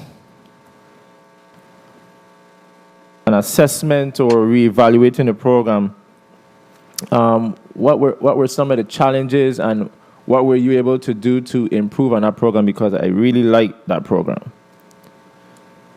Yes, sir. Good question. So we're continuously monitoring and reevaluating the program. So in the fall of 2019, we launched the Accelerator program. This is typically for later stage companies, so companies that have a product already that are trying to go to market and probably have some feedback. One thing that we realized from that first cohort is that there are many entrepreneurs or innovators in the territory that aren't that far along yet. So one of the things that we did was we introduced a pre-AVI program. And the goal of this program was to get entrepreneurs ready for the Accelerator program. And we evaluated that program and we realized we could probably take one more step back.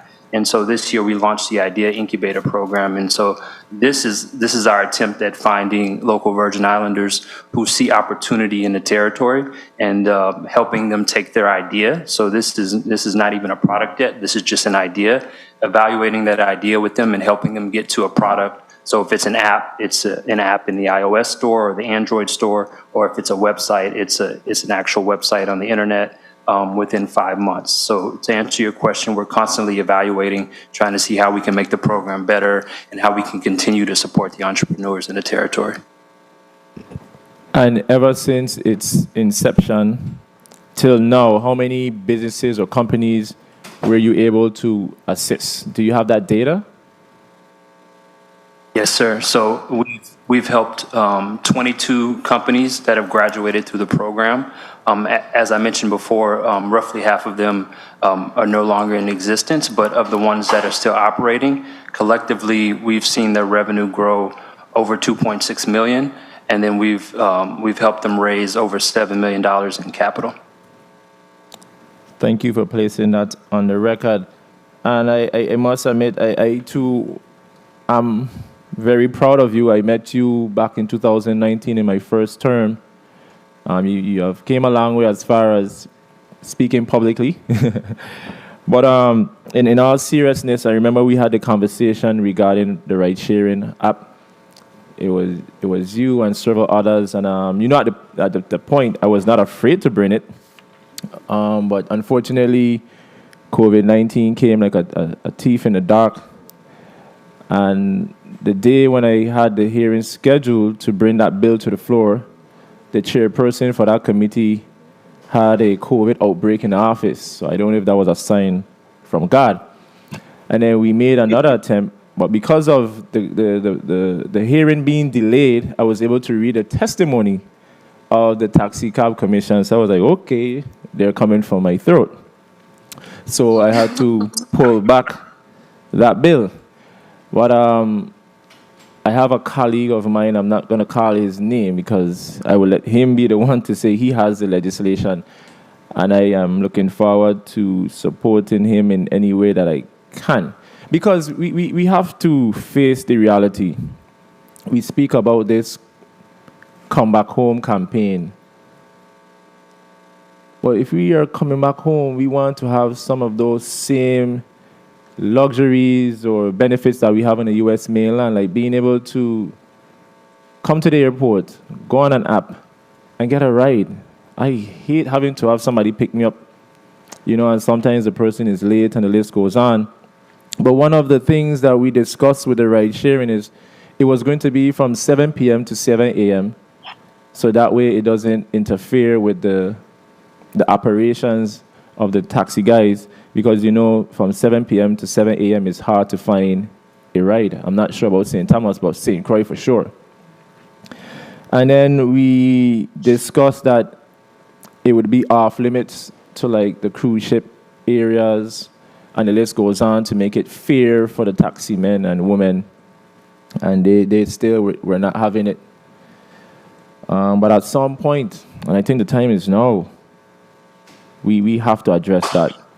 When we look at the DUIs in the Virgin Islands, driving under influence, we see these casualties that have been going on. At some point, we have to have ride sharing. And no, it's not going to be Uber. No, it's not going to be Lyft. But it's going to be something for Virgin Islanders by Virgin Islanders.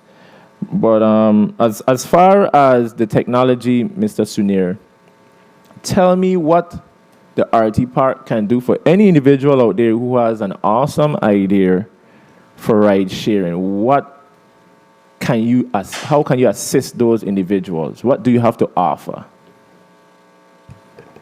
Thank you. So we're happy to work with anyone who has an idea for rideshare. Some of the things that we would help this company with, like many other companies that have gone through our program, is your go-to-market strategy, right? So it's one thing to have the technology, but how do you go to market, right? How do you advertise? How do you promote it? What's your pricing model? Does it make sense? Will you still be in business after the first couple of months? How do you pitch? We assume that any company of this type, you look at the Ubers and the Lyfts that have launched, they've raised very large rounds of capital. I'm not saying that you would need to raise the same amount of money here in the territory, but you will need some upfront capital to get started. And then safety, security, privacy policies, all of those things are important. We want to make sure that it's safe, that people can catch rides and not have to worry about any of the unsafe things that could happen. So those are just some of the areas that we would look at and help this individual or individuals, plural, as they go through the program with us. And as we speak about ride sharing, it's going to require an app and it's going to require connectivity as far as internet. So my question to you, with the RT Park being here in the Virgin Islands, what conversations do you have with like the service providers in any way that you can be able to help, or vice versa, they can help you to help with connectivity in the Virgin Islands?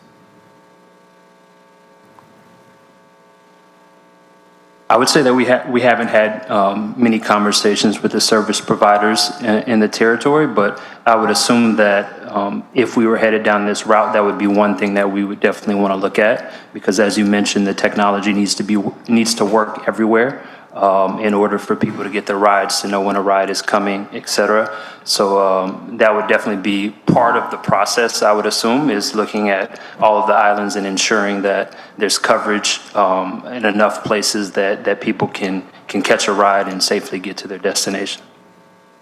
Thank you. Senator Angel Bolkes, you're recognized for 4 minutes. Thank you, Mr. Chair. So I'd like to start off by asking a few questions about employees. What's the amount of employees at the RT Park currently? So we have We have 14 FTEs. We have 2 vacancies, not 1 vacancy, and we augment ourselves, Senator, with about half a dozen subject matter advisors and contractors. Okay, are there any vacancies that you would consider critical at this moment in time? And also, is there a need to onboard any other positions that may not currently exist in your structure? I'm sorry, I didn't hear the first part of your question. The Can you first repeat part the first is, are there any vacancies that you would consider critical? And the second part is there a need for any positions that are not currently in the structure?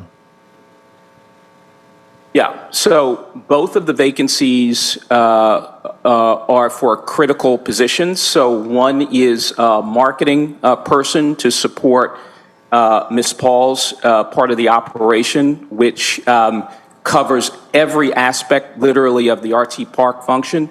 The other position, which is a client relations position, is also critically important because that person is intended to Okay, very well. be the... I don't mean to interrupt you, but we only have 4 minutes, so I just want to be able to maximize the they're time. both critical.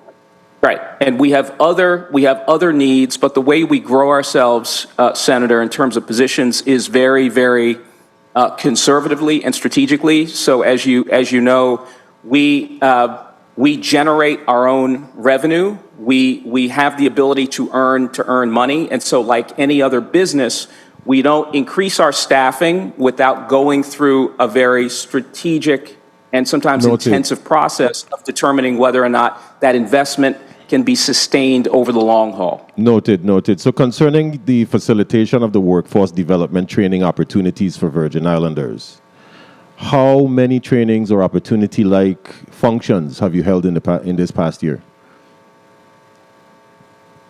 So I would say that we are not a training institution, but we have established a partnership through an entity called M1 Enterprises, which has launched a medical billing and medical coding program. I can't give you exact numbers in terms of... Okay, Salim is going to give you those numbers regarding M1. Amina Salim, Chief of Staff. M1 Enterprises USVI has trained already 60 people in medical coding. They had their first graduation a couple of months ago of 20. They now have 40 other students that are just about finishing up. I think the graduations for them are going to be in July. 1 minute. They are also looking to get other cohorts, working with Department of Labor to get more people to train. They have about 300 and something people who have inquired.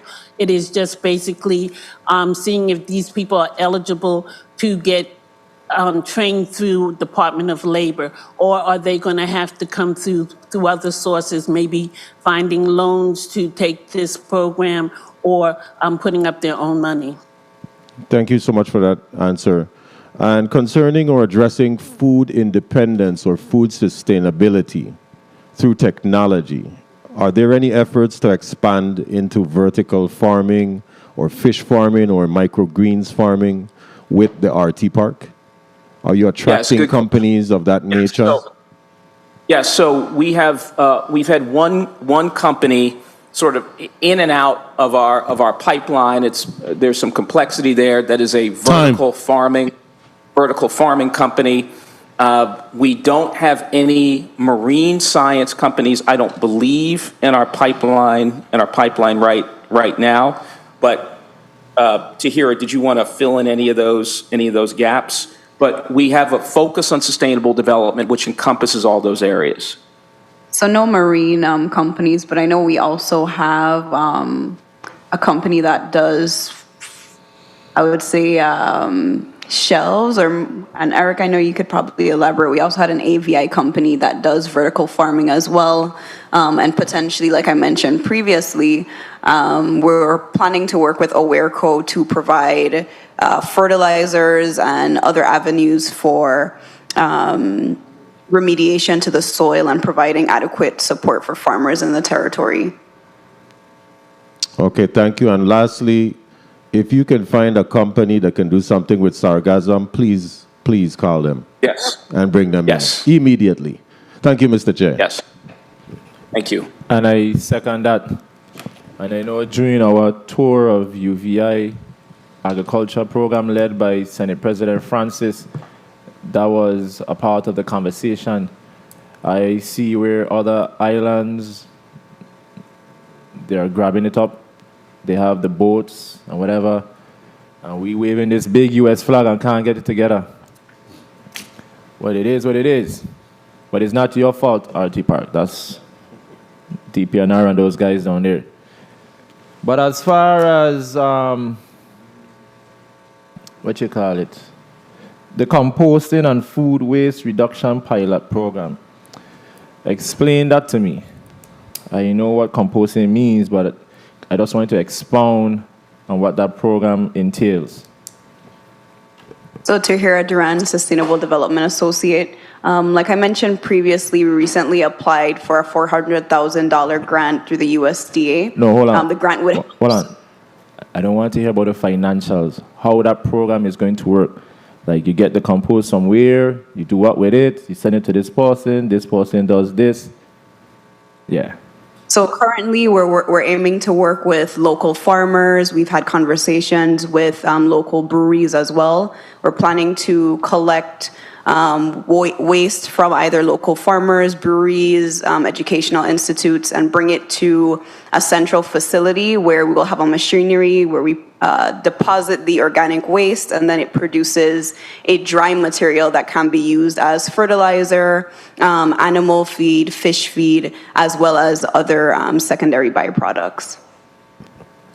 That's what I wanted to hear, because when I heard that you're going to be working with, I think, the Board of Education or whatever, the first thing that came to my mind is my childhood experiences at the Purby Larson Elementary School. So, you know, at lunchtime, there's this person who takes the plate and take the food and put it in this big container, and it stinks. And they have all this food, and I always wonder, what are they going to do with the food? So I'm happy to know that you mentioned the schools or what have you. So I'm assuming it would be the private schools, our public schools, even down to the jail, the prison. Is that so? Well, we're also working with the Virgin Islands Good Food Coalition, and Summer Sibley Brown is working diligently to figure out which entities, which locations would be the best for the program, especially because this is a pilot.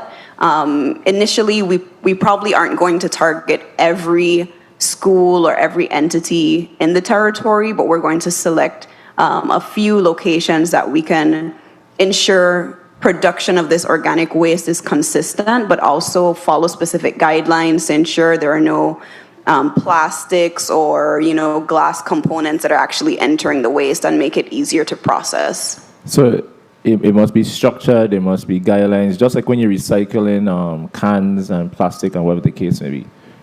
They must Yes, be exactly. And the reason why I also asked about that, because I want to shout out Taj James for Jungle James in the district of St. Croix. I had an opportunity to visit his farm, and I never saw anything like that in my life. There is nothing such as waste at that farm. Every single thing goes through a cycle.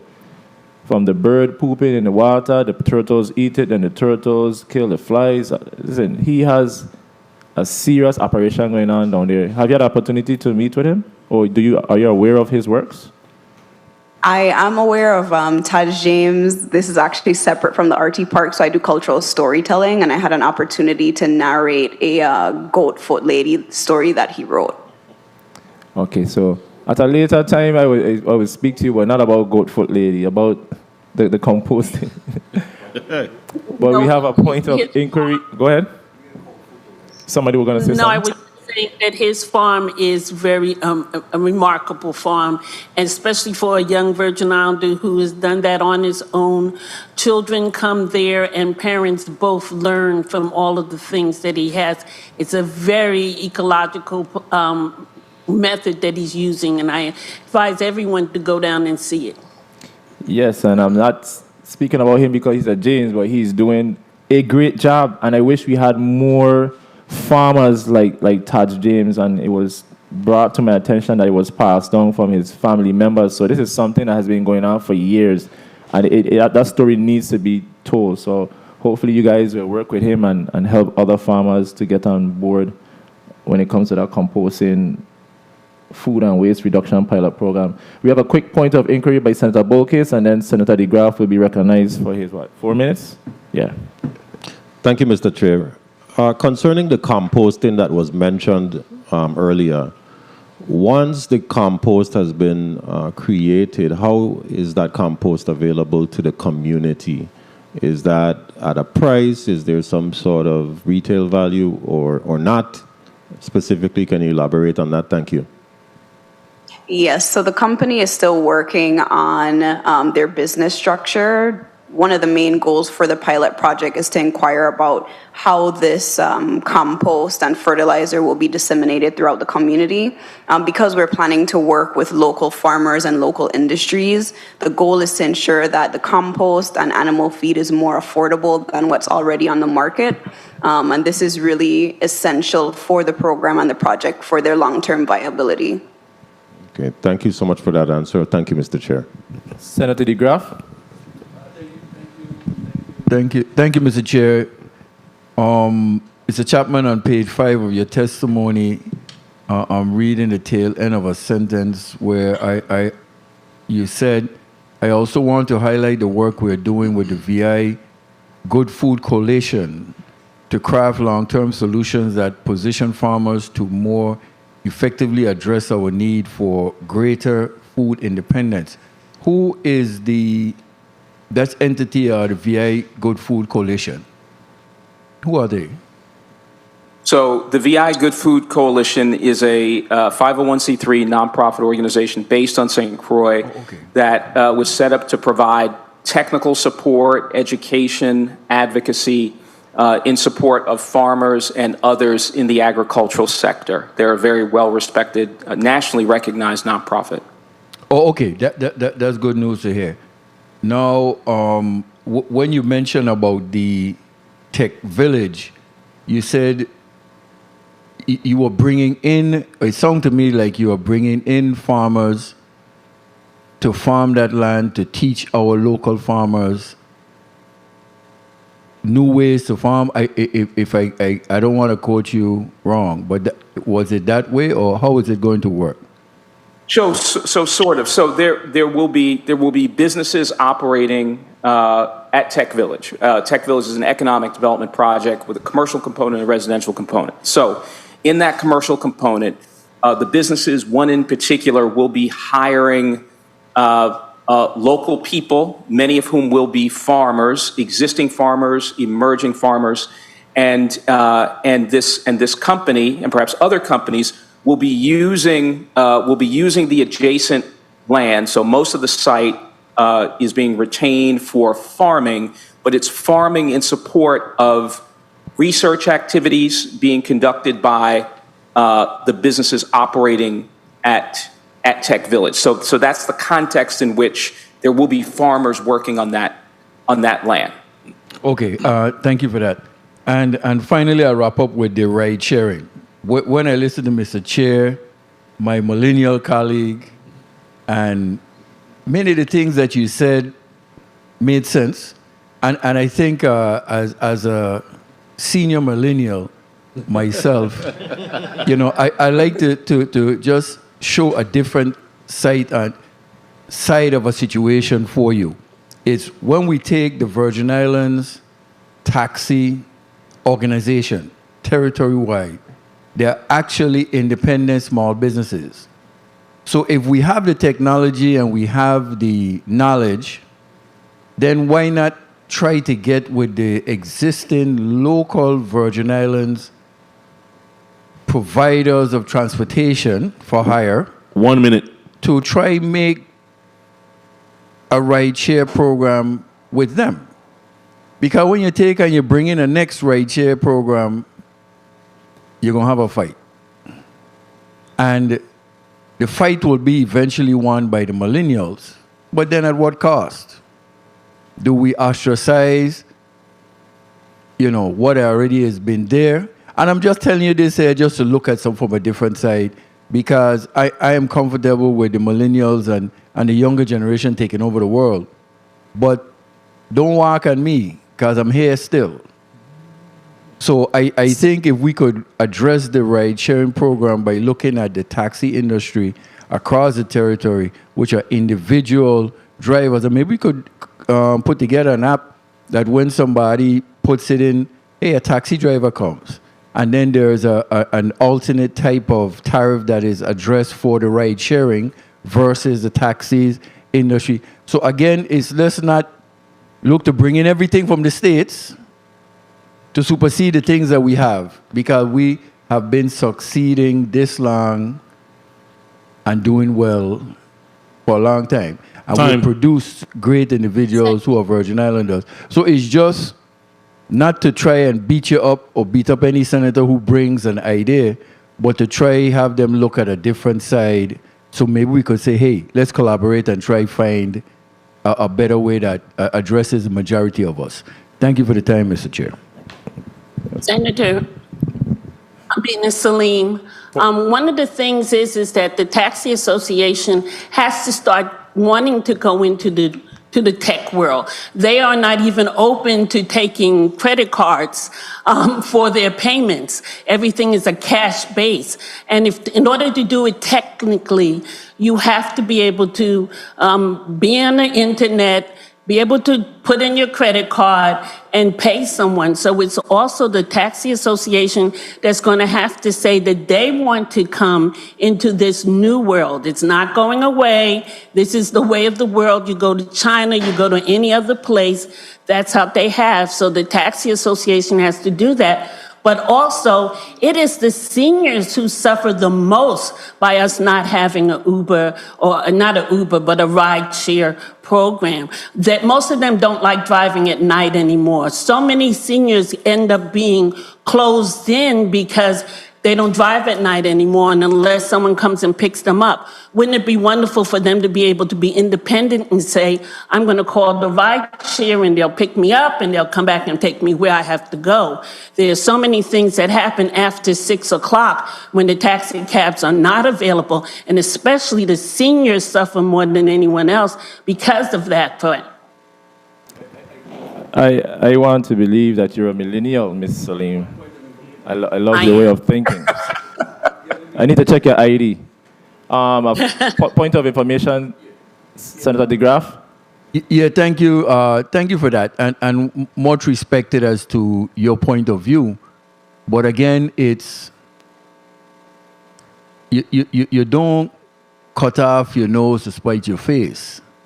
You find a way to address things. And I think that's what I am seeing in the generation now. So if we could go ahead and get together, I think we could make a difference. So thank you. And you know I have the utmost respect for you. You have been a big brother, a father figure to me ever since I came into this institution. But I want y'all to understand this. The idea that I had was from 7 p.m. to 7 a.m., a cashless society. Because one of the reasons of the taxi drivers not wanting to drive at night is the fear of being robbed. And we know what happened in the past, in the early 90s and what have you. And some are no longer with us because some people are just a menace to society. But we're saying a cashless society. And I'm a person, I'm not afraid to give credit where credit is due. Former Senator Court VLA made some attempts. While he was in the legislature, he met with them on St. Croix and I think on St. Thomas as well. And some were not open to what he was saying, and that was just a simple 2 forms of payment. Now, to all the taxi drivers who are accepting 2 forms of payment, I salute you. I know many of them who take electronic payments. However, if I am going on a date with somebody, I don't want to be in this long taxi with 14 other seats, and it's just me and the person in there. It's like, you feel like you're in a horse. You know, so we want something different. And I know in the district of St. Thomas, I think they have the limousine industry. They call it limousine, but it's really right sharing if you ask me. Many times I'm there at the Windward Passage, and I will see these individuals jump into these SUVs call it what you want. It's basically ride sharing, and they're accepting different forms of payment. But when I go to the St. Croix district, I'm not sure if we lack something over there, but it is different on St. Croix. But long story short, we know the taxi drivers on St. Thomas, they have a large vote in black, and we get it. We get it. But at some point, we have to move forward, because with the whole ride-sharing concept, we are not taking over. It is those individuals like my grandmother, your auntie, who don't want to drive anymore, can't really see good. They can be able to go to a doctor's appointment. There were many times where I called the taxi drivers, and I don't wear my senator badge like that. I call regular and say, hey, I'm trying to get a taxi. And they refused, and when I told them who I was, I'm coming right now. Everybody don't have that privilege. And I will tell you a next story. In my first term, when we had the legislature in Christiansted Town right across on Government House, there was a night I forgot I did not have my car, because at the time we had one vehicle. But in my humble beginnings, and I was working in the office so long I forgot, oh my gosh, it's nighttime. So I went outside and asked a taxi driver for a ride. Now mine, I did my suit and tie, and the person said, no. I said, miss, you know who I am? She said, no. I said, I'm Senator Javon James. Come. I said, no thanks. It shouldn't be about who I am and what is my title. And I refused the ride, and I found another way home. So at some point, this has to change. When it comes to the ride sharing, there is no discrimination. Once you have the money and the means, and of course it comes with a background check so you know who you're picking up, and there's no cash involved, there's no discrimination. But that's a situation we will have to revisit at another time. But it's inevitable, just like the cannabis industry. When Positive Nelson came years ago telling y'all about this thing, we missed millions of dollars. And now we're finally trying to play catch-up. We are always playing catch-up in the Virgin Islands. When are we going to lead? But anyway, that's a whole other conversation. Senator Diane Capehart, you're recognized for your 4 minutes. Thank you, Mr. Chair. I think we could have a whole separate committee meeting on the whole taxi industry and the needs, how to work with them to make sure that we don't phase them out. So I just wanted to say that. CEO Chapman, I wanted to ask, does the RT Park have a strategic plan? And can you describe the long-term and short-term goals if you do have a strategic plan? We do have a strategic plan, and we created the strategic plan in 2018, October of 2018. We are in the process of updating that strategic plan, and that strategic plan will look at targets and goals across 5 verticals, as we call them.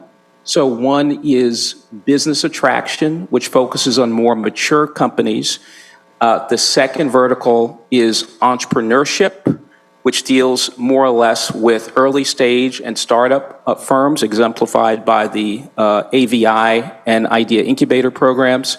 The third vertical is talent development and workforce development.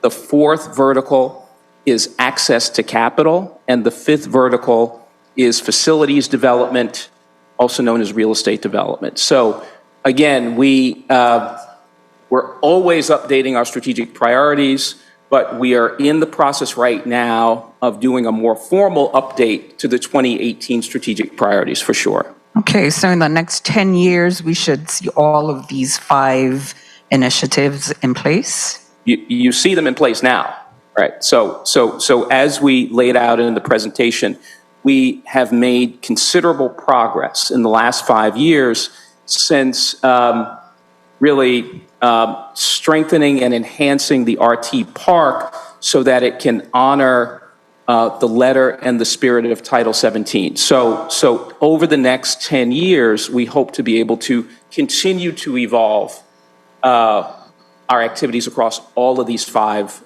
verticals. And the other thing we expect to do over the next year, and Sydney has been the champion of this, is a more quantitative economic impact analysis. We've been extremely busy over the last 5 years. And so over the next year, we are going to find someone from outside the organization who can do a best practices oriented impact analysis that looks at both quantitative and qualitative measures that help us capture the impact of the work that we've done thus far. That's good to hear. 1 minute. So I mentioned early about accountability. So let's talk about transparency. So for transparency, representatives should know who their donors are and what charitable contributions are provided to the IRT. What are your thoughts on that? We're all for accountability. In fact, when you look at the journey that we've been on for the last 5 years, it has been substantially about putting accountability measures in place that, quite frankly, were not previously there. And a lot of this is captured in our annual plan, which I think we are making available to the legislature. And so for us, one area of accountability has to do with the money that we generate, the earned income that we generate. So, and we'll get into this during the budget process. So we have to be accountable to the private sector because that's where we generate our money. And again, these are not donations. Time. These are fees that we earn through the business attraction work that we do. And we are able to, because we've had a measure of effectiveness, we are able to invest more money into the University of the Virgin Islands.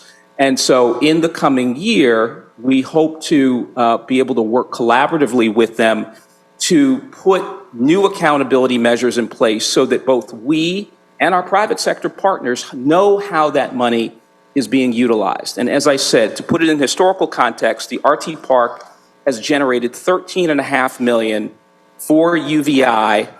90% of that has been generated over the last 5 years.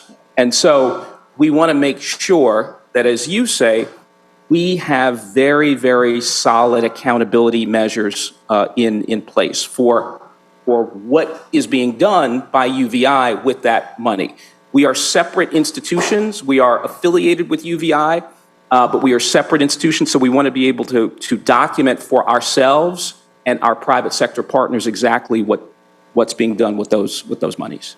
Thank you. And Mr. Chair, if I may just do one follow-up, which is through the chair, if you can please provide a list of all the companies under the RT Park and the exemptions they all receive through the chair. Sure. And that's all in our annual plan. So we'd be glad to provide that. Thank you. Thank you, Mr. Chair. Senator, can you repeat that one more time so the clerk can get that? Yes, so I'm asking through the chair if the RT can please provide a list of all the companies under the RT Park and the exemptions that they all receive as a result. Thank you. Thank you, Mr. Chair. I'm just going to make some brief remarks and then we're going to wrap up, go into recess, and then go into the second block. I want to thank my colleagues for the conversation that we had thus far. And of course, I never mentioned ride sharing. If they never mentioned it in the testimony, I was not going to bring it up. But here we are, we have an entity saying, look what we can do for you. And we're saying, no, we don't want the help. Give it, just, no, man, we have the resources, so we could find some middle ground. We're going to find a middle ground. Because I want to be able to one day say, I'm going on a date. I don't want to drive. I don't want to drive in this long thing looking like a school bus. I just want to have my significant other, myself, going on a movie date with no cash involved. Because sometimes I don't like to work with cash. But in closing and in all seriousness, I'm very proud of the entire team at the RT Park. And I really hope and pray next summer we have more than one summer intern. So my question to the RT Park, moving forward, what can this body do? Or what can you see yourself doing to increase the involvement or participation of young Virgin Islanders or anybody from around the world who wants to stay in the Virgin Islands for the summer and to participate in internship opportunities next year? Sure. I would say, Senator, just in the immediate to short term, when there are young people who are on your radar who you think would benefit from working at the RT Park, just simply refer them to us, to any of us. Some of this work occurs, the hiring of interns occurs through word of mouth, some of it through a more formal structured process with UVI, but we always welcome referrals from members of the legislature. Thank you, and I wish I knew that because, you know, every year each senator has an opportunity to place summer interns in different departments or agencies. So now I know that that opportunity is there. I would try to make sure when we are screening the applicants or the students based on their interests, and I said it, based on their interests, that we can place them in an environment that will help them in their future endeavors. And as far as AwareCo, just give me a little background of this company, where they're from, how you found out about them. Just give us some details. Tahira Duran, Sustainable Development Associate. So AwareCo, which stands for Organic Waste Reduction and Composting, they're a New Jersey-based company that actually reached out to my manager. They had an interest in bringing composting initiatives and waste diversion measurements in the Caribbean and thought that the U.S. Virgin Islands was a primary place to start this initiative. And so we've been working with them for, I want to say, the last 4 months. And should we get the grant, they're planning to actually move to the territory and start a business in the U.S. Virgin Islands. Awesome. So I'm assuming that you have entered into an agreement with them? Yes, we're currently working on an MOA, and we have letters of support and letters of intent to support the project. And without revealing so much, how long we plan to be in collaboration or in business with these individuals? The goal is to do business long term. The pilot project will run for approximately 2 years, but in terms of the RT Park, they'll have a 25-year contract with us and, you know, hopefully extend beyond that. And how long this business has been around, if you don't mind me asking? I would have to double check my notes, but I can provide that information later. Okay, I will do some research as well. And I look forward to hearing more about that. And lastly, you mentioned in the testimony the Innovation District redevelopment. Innovation District redevelopment. And you said that we would need a separate meeting.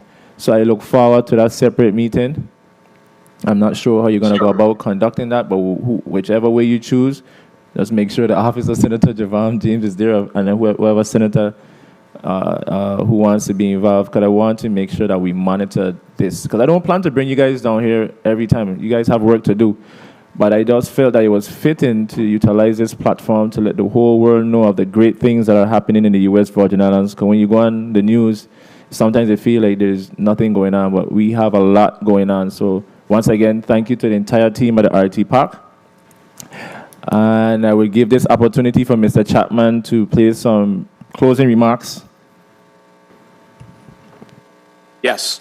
Again, thank you, Senator, for providing us with this forum. We are most grateful to you and other members of the Economic Development and Agriculture Committee. So, So over the next year, we look forward to years plural. We look forward to continuing moving the RT Park along a very positive trajectory. In particular, starting and finishing the Tech Village project, which has the potential to be transformational, strengthening all of our entrepreneurship, talent development, workforce development, all of our people programs, which of course is critical to what we do, and of course continuing to muster the both political and technical and financial support that we need to get impactful new initiatives off the ground, such as Innovate St. Thomas. And of course, finally, we have had a very positive and constructive working relationship with the legislature, and we want to continue this relationship well into the future. So again, thank you for giving us this forum. Thank you, Senator. And like I said, thank you once again. So, senators, colleagues, this marks the end of Block 1. To the people who are listening, we're going to take a brief recess, a 30-minute recess. We'll come back online at around 1 o'clock p.m. And in the second block, we will have an update from the Virgin Islands Department of Planning and Natural Resources, specifically the Division of Fish and Wildlife, to provide us with a status update. Once again, thank you for being here, and the Committee on Economic Development and Agriculture stands in recess until 1 o'clock p.m.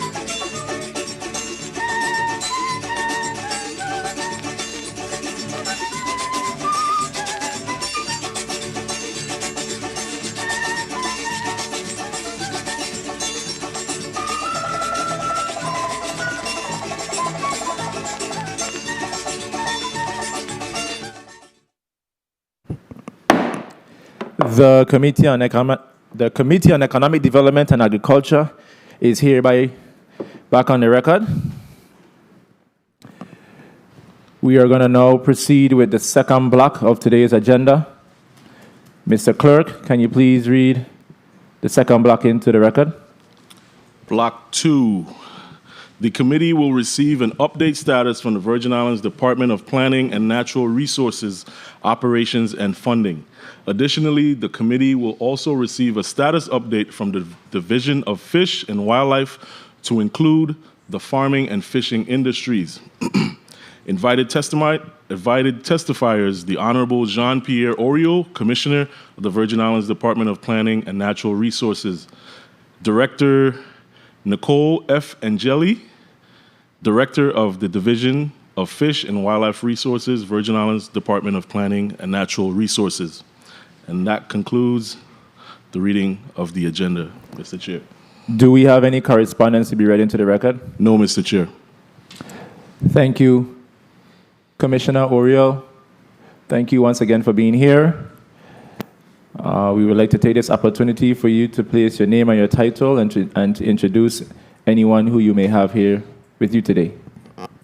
Good afternoon. Jean-Pierre Oriol, Commissioner for the Department of Planning and Natural Resources. And I will let Dr. Angeli introduce us. Good afternoon. My name is Nicole Angeli. I'm the Director of the Division of Fish and Wildlife at the Department of Planning and Natural Resources. Thank you. You may now proceed with the reading of the testimony. Thank you. Good day, Senator James, members of the 35th Legislature's Committee on Economic Development and Agriculture, non-committee members and legislative staff present, and members of the viewing and listening public. My name is Jean-Pierre Oriol, Commissioner of the Department of Planning and Natural Resources. I have present with me here today our Director for the Division of Fish and Wildlife, Dr. Nicole Angeli. Together, we are here to provide an update on the status of the fishing industry and our program's successes and challenges as requested in the invitation dated May 30th, 2023. The U.S. Virgin Islands fishing industry encompasses recreational fishers, fishing charters, commercial fishers, vendors, and buyers. Approximately 250 commercial fishers land fish at over 30 ports on our islands, fish that is mostly consumed by our communities or purchased and sold within our territory at our restaurants. Over 135 charters allow our residents and tourists to explore our waters and harvest fish like mahi, wahoo, and snappers. The majority of charters are in the St. Thomas-St. John district and operate in both territorial and federal waters. DPNR collaborates closely with our federal partners to ensure that the 2022 island-based fisheries management plans for the District of St. Thomas and St. John and the District of St. Croix have received input from our community of fishing industry partners. These new plans create specific rules for the types of landings we have in each district. For example, in 2021 and 2022, spiny lobster were the top fish stock in both districts with over 140,820 pounds of reported lobster landings in 2021 and 121,395 pounds reported in 2022. Other top species landed in St. Croix include dolphin, conch, wahoo, and stoplight parrotfish, while top species in St. Thomas and St. John include queen triggerfish, red hind, yellowtail snapper, and blue runner. Reasons these fish stocks differ include the bathymetry of our ocean floor, their gear types predominantly used in each district, and the composition and configuration of coral reef and seagrass habitats and consumer demand. We have formal means of soliciting input in both districts at our monthly territorial fisheries advisory committees, quarterly federal district advisory panels, and quarterly Caribbean Fisheries Management Council meetings. Our informal interactions with members of the fishing community are vast, and we participate as waymasters at recreational fishing tournaments, receive and enter commercial catch data reports representing each fishing trip in the territory, and work with our fishers on the disaster assistance public aid programs. We employ 3 fisheries liaisons using funds granted to us by the Caribbean Fisheries Management Council to ensure we're passing information to and receiving pertinent information from nonprofits, agencies, clubs, facility managers, and our recreational fishing and commercial fishing communities. Our port samplers are now stationed in each district, and we're refining methods for weighing and measuring the fish landed. Our annual pre-registration meetings for renewing and new commercial fishers are scheduled to occur on June 29th, 2023 in the St. Thomas St. John District and June 30th in the St. Croix District. Both meetings will be held at the University of the Virgin Islands. At the meetings, we will review how to fill out catch reports, distribute new handbooks of the territorial and federal rules and regulations, and provide notary services to streamline the registration process for fishers. We will impress upon our approximately 78 new commercial fishers for the 2022-2023 fishing year the importance of ensuring their landings data are reported so that we have accurate representations of the availability and demand for fish in Virgin Islands waters. In fiscal year 2024, the department will be upgrading fisheries-related infrastructure to the maximum extent possible. Using funding from Act Number 8454, the design for the replacement for the vessel launch ramp in Hull Bay, St. Thomas is 90% complete. We anticipate going to bid towards the end of this fiscal year and being in construction in fiscal year 2024. We have also reprogrammed federal funds to assist with the redesign and reconstruction of the Frederiksted Fish Market, and we are partnering with the VI Port Authority and their design team for the launch of this project, as well as the design and construction of a new fish market and boat launch at Crouse Lagoon, St. Croix, which funding was provided to DPNR through Act Number 8448. Lastly, the repairs to the pier in Gallows Bay will be underway in the next several weeks as the contract was executed on June 15th, 2023. We are proud to have distributed $93,356 in public assistance for the COVID-19 pandemic in partnership with the Economic Development Authority. The online application process allowed fishers to demonstrate their average sales pre-COVID and their losses in the year of 2020 attributable to the closure of many businesses and curfew orders. Because our fishery caters to our local economy, many of our fishers continued to be the primary source of seafood for many residents and in many cases reported more sales during that time period, cementing their role in our community as an indispensable source to our food security. Lastly, we would like to conclude by stating that much is known about the fish stocks in our waters. From surveys conducted by our divisions of Coastal Zone Management and Fish and Wildlife within our marine protected areas, at the University of the Virgin Islands, the National Park Service, NOAA, and permitted researchers, we know that we have sustainable fisheries, but rapidly deteriorating habitats. We are assisting the coral nurseries in our territory to rebuild coral reefs, improving those habitats. However, a missing piece in our management toolbox is the restocking of fish into our waters. To that end, we are currently developing container aquaculture systems with a capacity building grant from the Office for Insular Affairs for local Lion's Paw scallops to demonstrate how we may raise local species and food to restock our fisheries. We recently had the inaugural meeting of the Commission on Aquaculture and Mariculture, and through this commission, develop any initiative that can be complementary to our traditional fishing industry. Thank you for the opportunity to present the department's status as it relates to fishing industry in the U.S. Virgin Islands. And at this time, Dr. Angeli and I are available to take any questions that you may have. Thank you, Commissioner, for placing that on the record. I would like to start off with the blue economy that was passed by former Senator Alison de Gazon. I was there with her in the 33rd Legislature of the Virgin Islands. And you know, it was mandated to do some research or some plan. How is that coming along? Yes, Senator. So actually, in 2021, I believe it was, the United States EDA provided funding to both a nonprofit group called Blue Tide that operates both within the U.S., within the U.S. Caribbean, so us and Puerto Rico. Blue Tide came out with a blue economy plan that encompassed the Virgin Islands and Puerto Rico. And what I would call it is a good starting point for discussions in terms of the expansion of where we can go from the territory standpoint in maximizing the opportunities from the marine industry.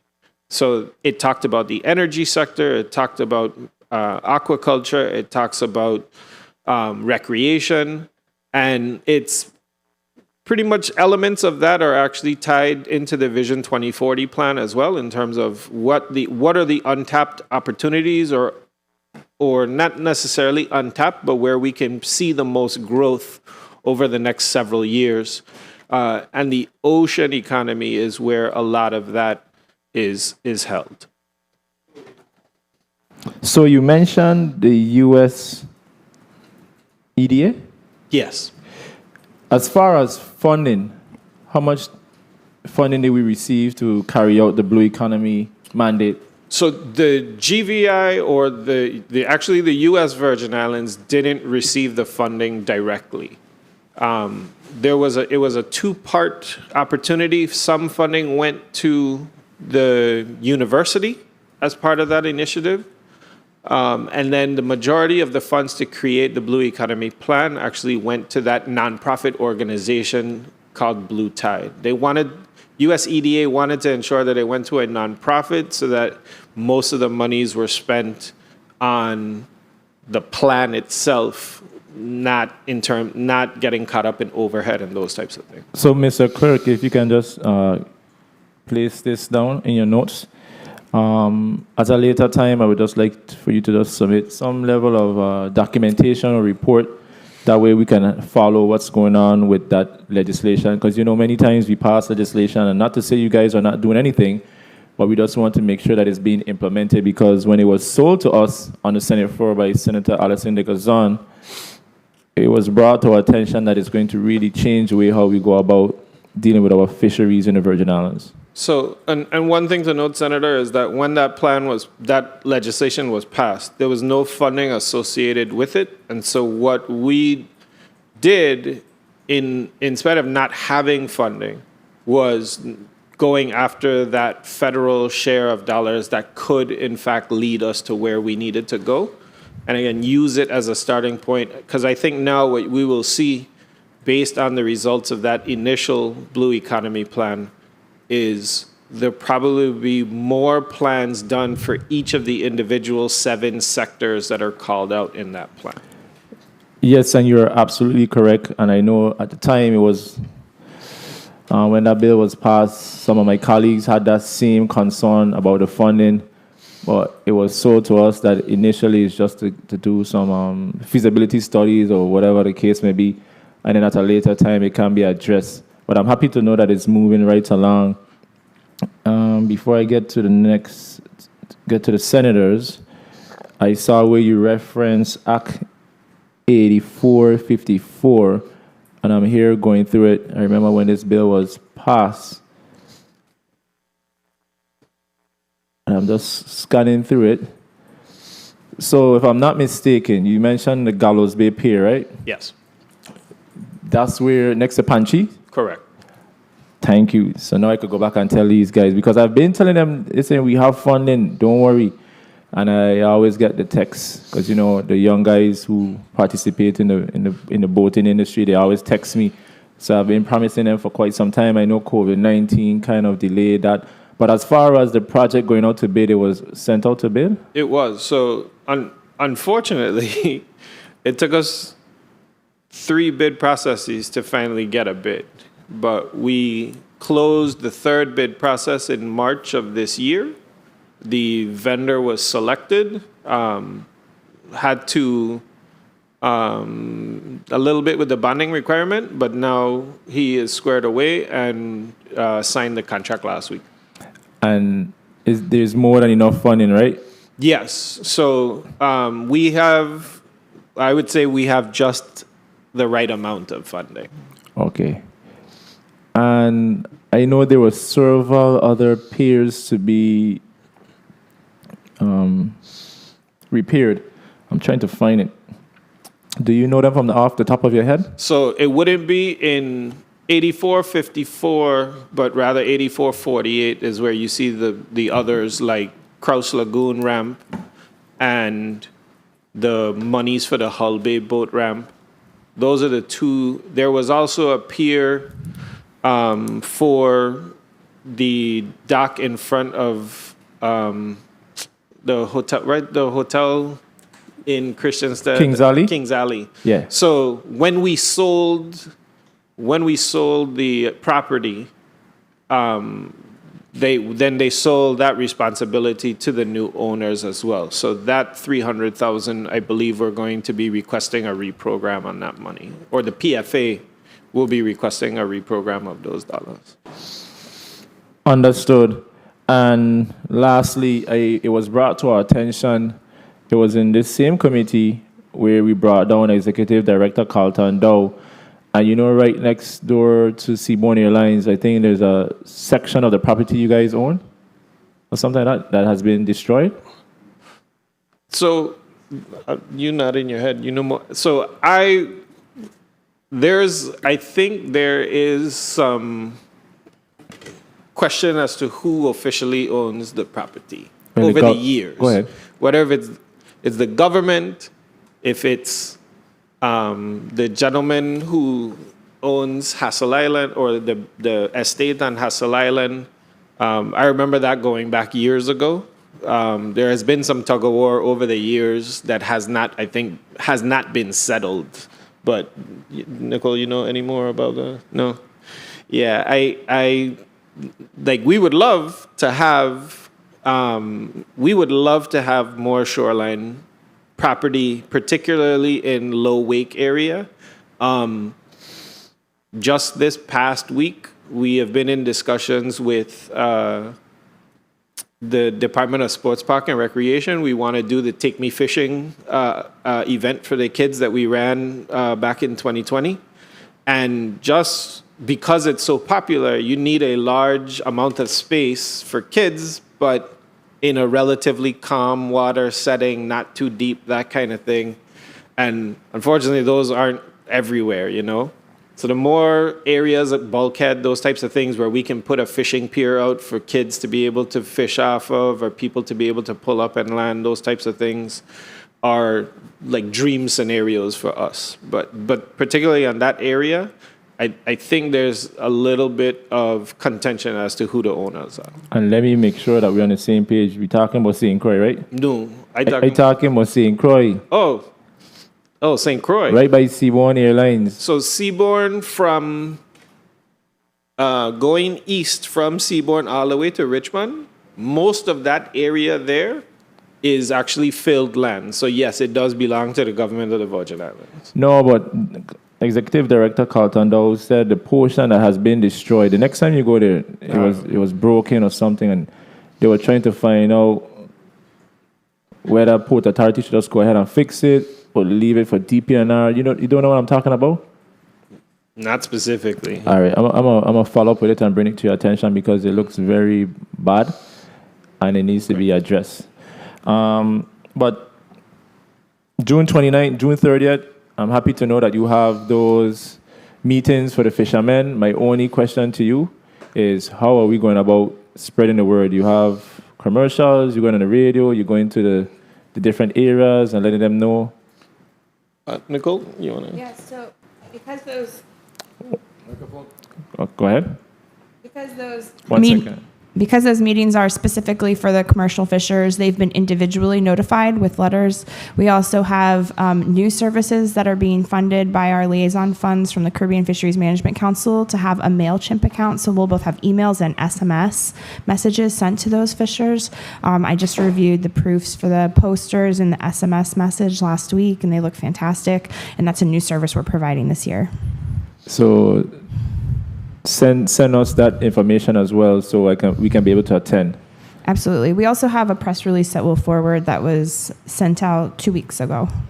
And it's an annual requirement, Senator. So this isn't the first of, but it's an annual thing as the kickoff to registration. Okay, I never experienced one, and as the chair, I want to make sure at least I experience it, so I can have an idea, so I can defend the work of you all when anybody asks me about anything.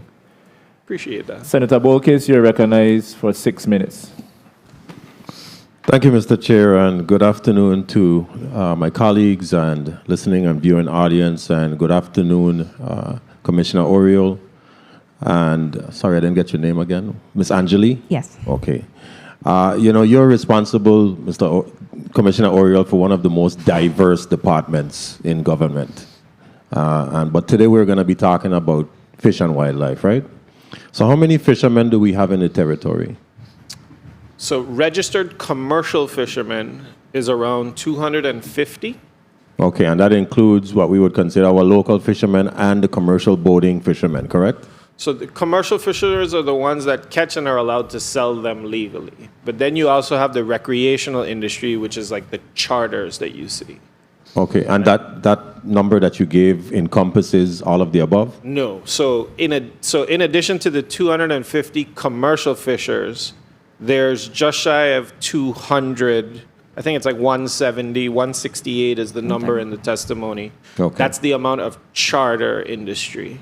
And how exactly is Fish and Wildlife regulating commercial fishing, boating companies to ensure that we don't overfish our waters? I know you mentioned catch reports, landing surveys, but how accurately is that data?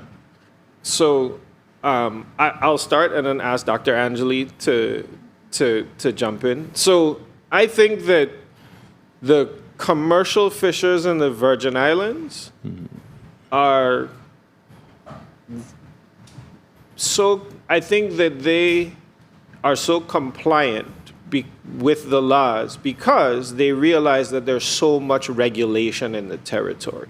And so when people talk about overfishing, I actually do not attribute that to my commercial fishing industry because the numbers do not support that.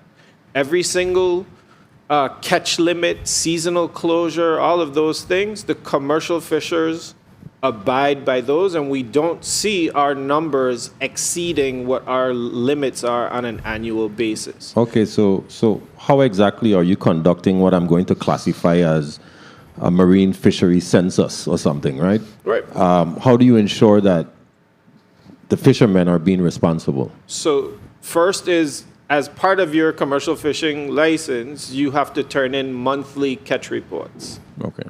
And then you also have port samplers, so that we mentioned. So we now have port samplers stationed all across the territory, and it is a requirement to do a minimum of one port sample, but we actually have people doing more than one and assisting the program. So we're checking your catch, we're checking the landings as well. Like we do spot inspections to the actual fish markets, particularly on the heavy days, like on a Saturday morning early, those types of things. Okay. Before my time, sorry, I don't want to. Sorry. Burn out my time trying to maximize it. So let's shift gears to fish farming, right? What is the possibility of establishing fish farming initiatives with the department in the division, whether it's going to be a program or an initiative, so that we can see more fish farming here in the Virgin Islands? Because as you know, this is also another way to assure food security as well. So I'm going to give one sentence on that and let Dr. Angeli, because it's something that she has been pushing now, and we're making it a reality. So if you recognize in the testimony, we just on the 14th of last week, we stood up our commission on aquaculture and mariculture, and that's what that commission is there to do. It's to fulfill the law component, so now we can do the initiatives, and I'll turn it over to Dr. Angeli to answer that. Yeah, thank you. So one of the first requests we had for the import of exotic species when I started in 2019 were actually folks that were interested in seaweed mariculture in St. John. And we didn't have a good streamlined process that was clear at that time.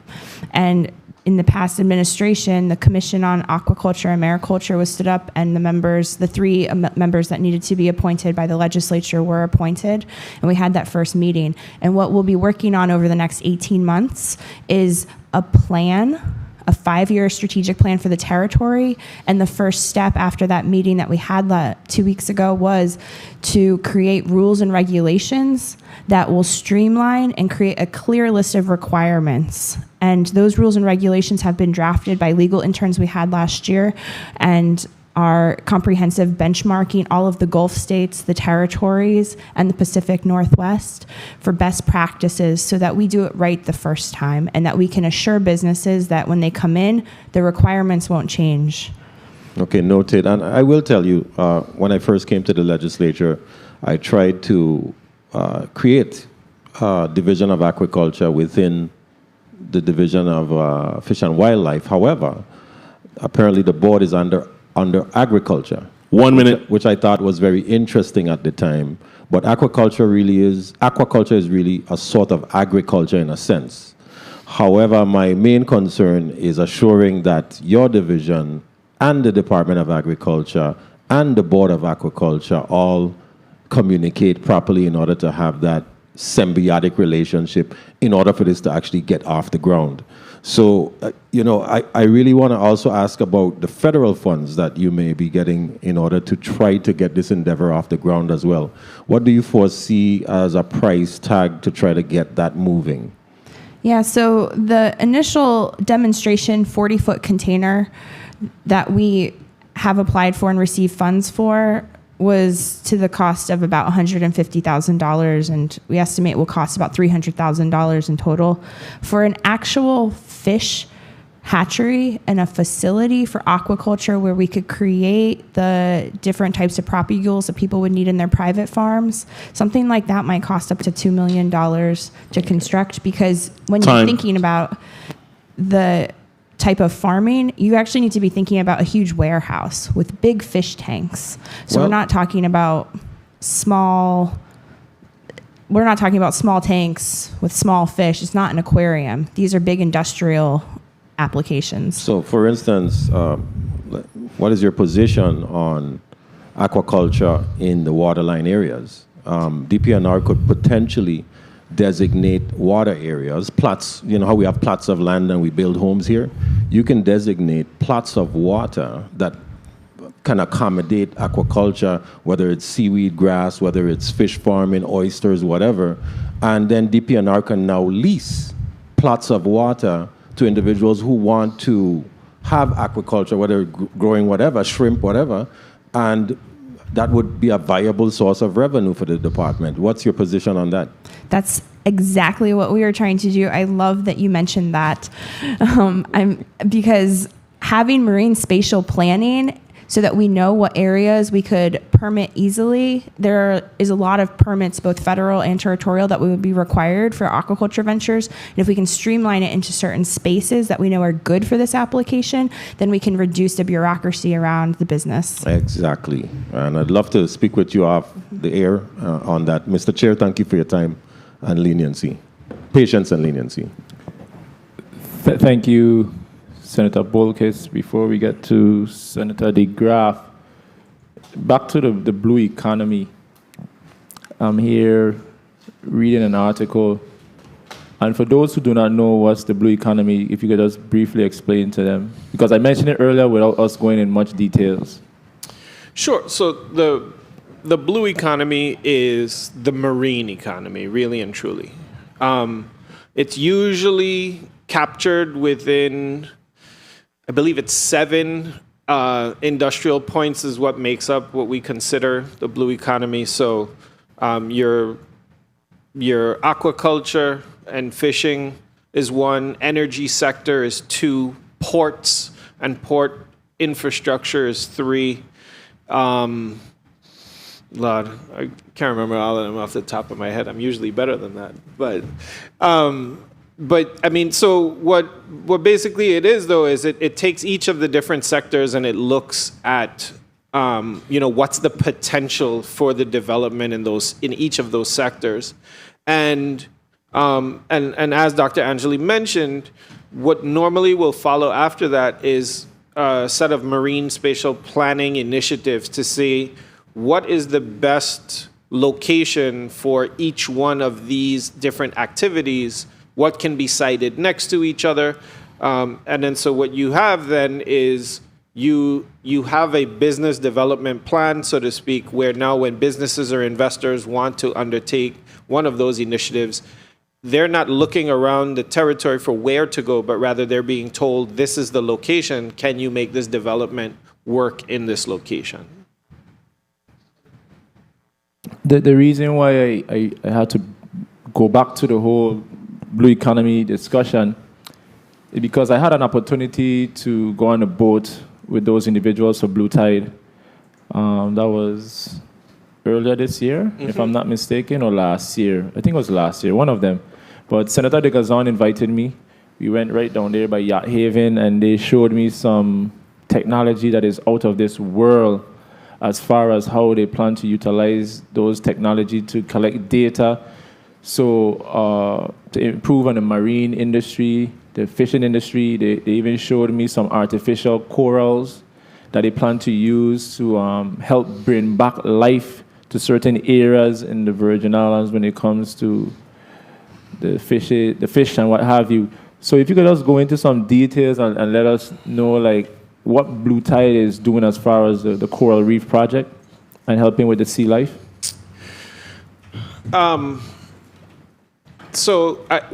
What I know that Blue Tide is there to do is they're offering their assistance. What I would like to do is highlight what Coral World, the University of the Virgin Islands, the Nature Conservancy, and DPNR are doing for coral restoration.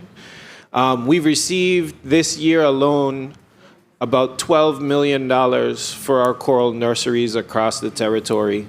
And the idea is to start by taking coral fragments, getting them to a reproductive size in your nursery, and then outplanting them. And the goal is to have them be reproductive once they go out from the nursery onto whatever substrate that you place them on. We have been having a lot of success. I think the Nature Conservancy's their lab that they just opened officially last May is an excellent example of a lot of things coming together from small scale at first, growing and growing. Because I think I was there 2 to 3 weeks ago, and I think that they were outplanting over 50,000 individuals that they had harvested, earlier from like December on. The university, I think that they're poised to also grow now that they have this additional funding as well. They're just, I think from a logistical standpoint, they're just waiting for all of the Center for Marine and Environmental Sciences lab facility and building to be completed. And then they'll be able to grow. They're not only doing coral nurseries, but they're also doing the mangrove nurseries. And so coral reef ecosystems run from, ridge to reef. And understanding that you're trying to limit the amount of pollutants that get into the water to have a healthy ecosystem. But if you start with your mangroves and then you work your way doing seagrass, you're doing coral. And the other part that we mentioned too is now having healthy fish to be on the reef as part of that healthy ecosystem. So I would like to see us at a point in the next few years in order to sustain these reefs that we're building, to have a sea urchin farm, to place them on the reefs in order for them to graze, keep the coral healthy, keep the coral clean. And we've been doing all of this at the same time that we have also been fighting the stony coral tissue loss disease, which can eradicate a reef within a week. So it's, you've had to put a lot of care and caution into not only now growing your nursery, but you can't outplant it into an area that could be diseased or potentially diseased. For that, you're just killing your coral off. So everybody has been working together on the territorial coral restoration plan. And not trying to do everything in a vacuum, but rather working with all the partners complementary so that we can see successes not only in our individual small plots, but then we can even share some of those lessons learned. I would say that our partners in the Pacific learn from us on a monthly basis, things that we share with them with the successes that we've had in our nurseries. And the next stop is fish as well. And lastly, I know the conversation is ongoing when it comes to the comprehensive land and water use plan, but based on this article that I'm reading or referencing from, it speaks to developing a comprehensive land and coastal zone management plans, and they say we have to start to think with a 20 to 50 year horizon, not up to the next budget cycle or election. That's from a Daily News article. But it was a very interesting conversation at the University of the Virgin Islands. Several of my colleagues and I, we were there. But tying in the comprehensive land and coastal zone management plans into the fisheries, how is that conversation coming along? Very well, actually, Senator.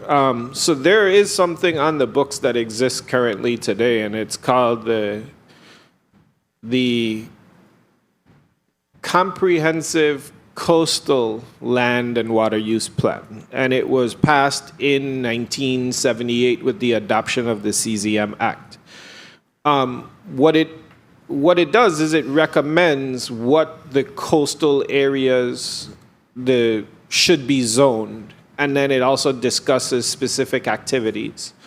There has been some changes to those because of the amount of development that has taken place, but for the most part, the recommendations that were made in those, particularly when it came to the identification of key areas for ecological purposes, like Mandal and Dorothea here in St. Thomas, those are our last two estuaries in St. Thomas. All the other ones, we have developed over them over time. And so that speaks to making sure those are preserved in place. We limit the amount of development because those are probably the largest fishery nursery areas that we have naturally occurring, that sort of thing. So we have integrated all these existing plans into how we are now looking to move forward with the comprehensive land and water use plan. I'd say right now a lot of the focus has been on the land side, but in the next couple of months, I think we're going to also start on the water side as well. I don't want to abuse the chair, so I'm going to get to the next senator, but I'm hoping and praying in the budget that we see some funding in there to boost up or beef up your enforcement because you're taking on a lot. Senator de Graaf, you're recognized for, how much I said before? 6 minutes. Yeah, we could give you 26. Senator de Graaf. Yes, 1, 2. Thank you, Mr. Chair. Good afternoon, colleagues. Good afternoon, testifiers. Commissioner, how are you doing? I'm doing well, Senator. I was going to allude to your Marine Enforcement Unit. How many boats? How many officers? Sure. So we have systematically been adding. So we are at 6 officers in each district right now. Earlier this year, we posted a vacancy for an officer specifically for the island of St. John. And we have identified that individual, so we hope that he will be able to enter into the next academy for us. We currently have in production 4 new vessels, 2 34-foot and 2 29-foot vessels to complement our existing 2 34-foot and 2 17-foot. And we also now have received and trained all of our officers on our rapid response vehicles. So those essentially are wave runners for our officers to be able to do near-shore, quick-release patrols, that sort of thing. So we are doing well. Again, we've always maintained that an ideal scenario for us is to have 10 officers in each district. And I think that what we've been doing is, knowing that budget constraints exist because we are living realities. Yeah. But we've been able to build a team over the last several years. We've increased our enforcement group by 3 officers in each district every year. So how many boat licensed operators do you have out of those 6 enforcement officers at each end? Are all of them allowed to operate the vessels? I'd say 4 of them primarily operate the vessels. Okay, 4 total or 2 St. Thomas, 2 St. Croix, something like that? Exactly. Okay. Actually, no, now with somebody just joining us, so it's 3 on St. Croix, 2 on St. Thomas. Okay. Now, we talk about leases for land, and they a lot of times lease submerged land. Are you aware of, do you have a listing of how much submerged lands had been leased to individuals through, the whole process of having that? Do you have that information? Yes, Senator. Okay, good. So we could keep an eye on that. Now, coral reefs, I was reading an article where I think New York tried out artificial coral reefs where they took rail cars and submerged them to become reefs. Do we need to look at any artificial reefs to help reboost our coral reef population? So we are going to be giving that a shot over the next 2 years. Okay. We have received funds, and we're partnering with the university to develop an artificial reef. Again, the idea, there's multiple ideas for artificial reef, Senator. Some of them you turn it into the sacrificial area just so people avoid other areas. If you put it in deeper waters, you're actually creating more habitat and protection for juvenile fish to get to a little bit larger size. Maybe they get to be more adults out there. So really, there's multiple things. Personally, that water barge that been sitting down by WAPA, taking up space all of those years, right. If I can find a federal source that allows me to sink that and make that an artificial reef, that's something I want to do before my time is up. That's great. Now, the meetings that you have for the fishermen and women of the territory, I have attended several, and a lot of times it comes a bone of contention. And I know, I think Dr. Angeli had been to them, obviously. So from a year ago, 2 year ago meetings to now, like you mentioned, their annual, have there been things that have been addressed by the fishermen? And so each meeting they come to, they get an update and continue on. For instance, the 2017 hurricanes, federal monies came in, fishermen were supposed to receive funding. Are there still fishermen who are still waiting for funding or any type of assistance or anything like that? 1 minute. So I would say with respect to the funding and what we received, I don't think there's any more money left to go out to the individuals. You can answer. Mm-hmm. Yeah, so we had 3 phases of money that was distributed. So NOAA had approved us creating a spend plan in 2019, and we were able over 2020 and 21 to distribute phase 1 and phase 2. In August of 21, we applied to NOAA to distribute the balance of those funds, and we just received, after much paperwork, the approval on April 1st to distribute that last small amount of money that was in the balance of the grant, and which was reprogrammed so we could give it directly to fishers, and they should start to see those this summer. This summer, so when we think of 2017, the hurricanes came through, we're now 2023, and that has been one of the parts of the bone of contention and frustration. Yeah, I think that one of the things that was not clearly communicated at the beginning was that these are processes that the Department of Commerce has to approve, and Congress, even the U.S. Congress, is tracking these funds and making sure that they're allowable. And so we've had to provide a lot of assurances to the U.S. government that the fishers that are receiving funds truly, in fact, had lost during the hurricane season. And it took nearly 2.5 years for the Department of Commerce to give us that approval to expend the funds. And so moving forward, for example, with the COVID-19 relief, we made sure that we waited until we were ready to distribute those funds to let everyone know. Because I think there was some communication issues, as you referenced, and we're definitely giving fishers updates at those annual meetings on where we are in the process. And everyone that had received an application that was approved has received phase 1 and phase 2 monies. And that's the communication part. So just to wrap up, Commissioner, sorry to cut you off, but you can answer on the chair. Just to wrap up, Mr. Chair, I just wanted to speak of the Hull Bay ramp. Yes. I know, again, that has been in the workings for some years. You said the work would look to begin in late this summer? This I would say year. fall, this calendar year. So is there any funding left to be in the 24 budget that's for that project? Or what is all federal monies? No, so it's actually, we're only using a little bit of federal monies for that, Senator. So in Act 8448, $1 million was obligated to the PFA to assist DPNR with getting that.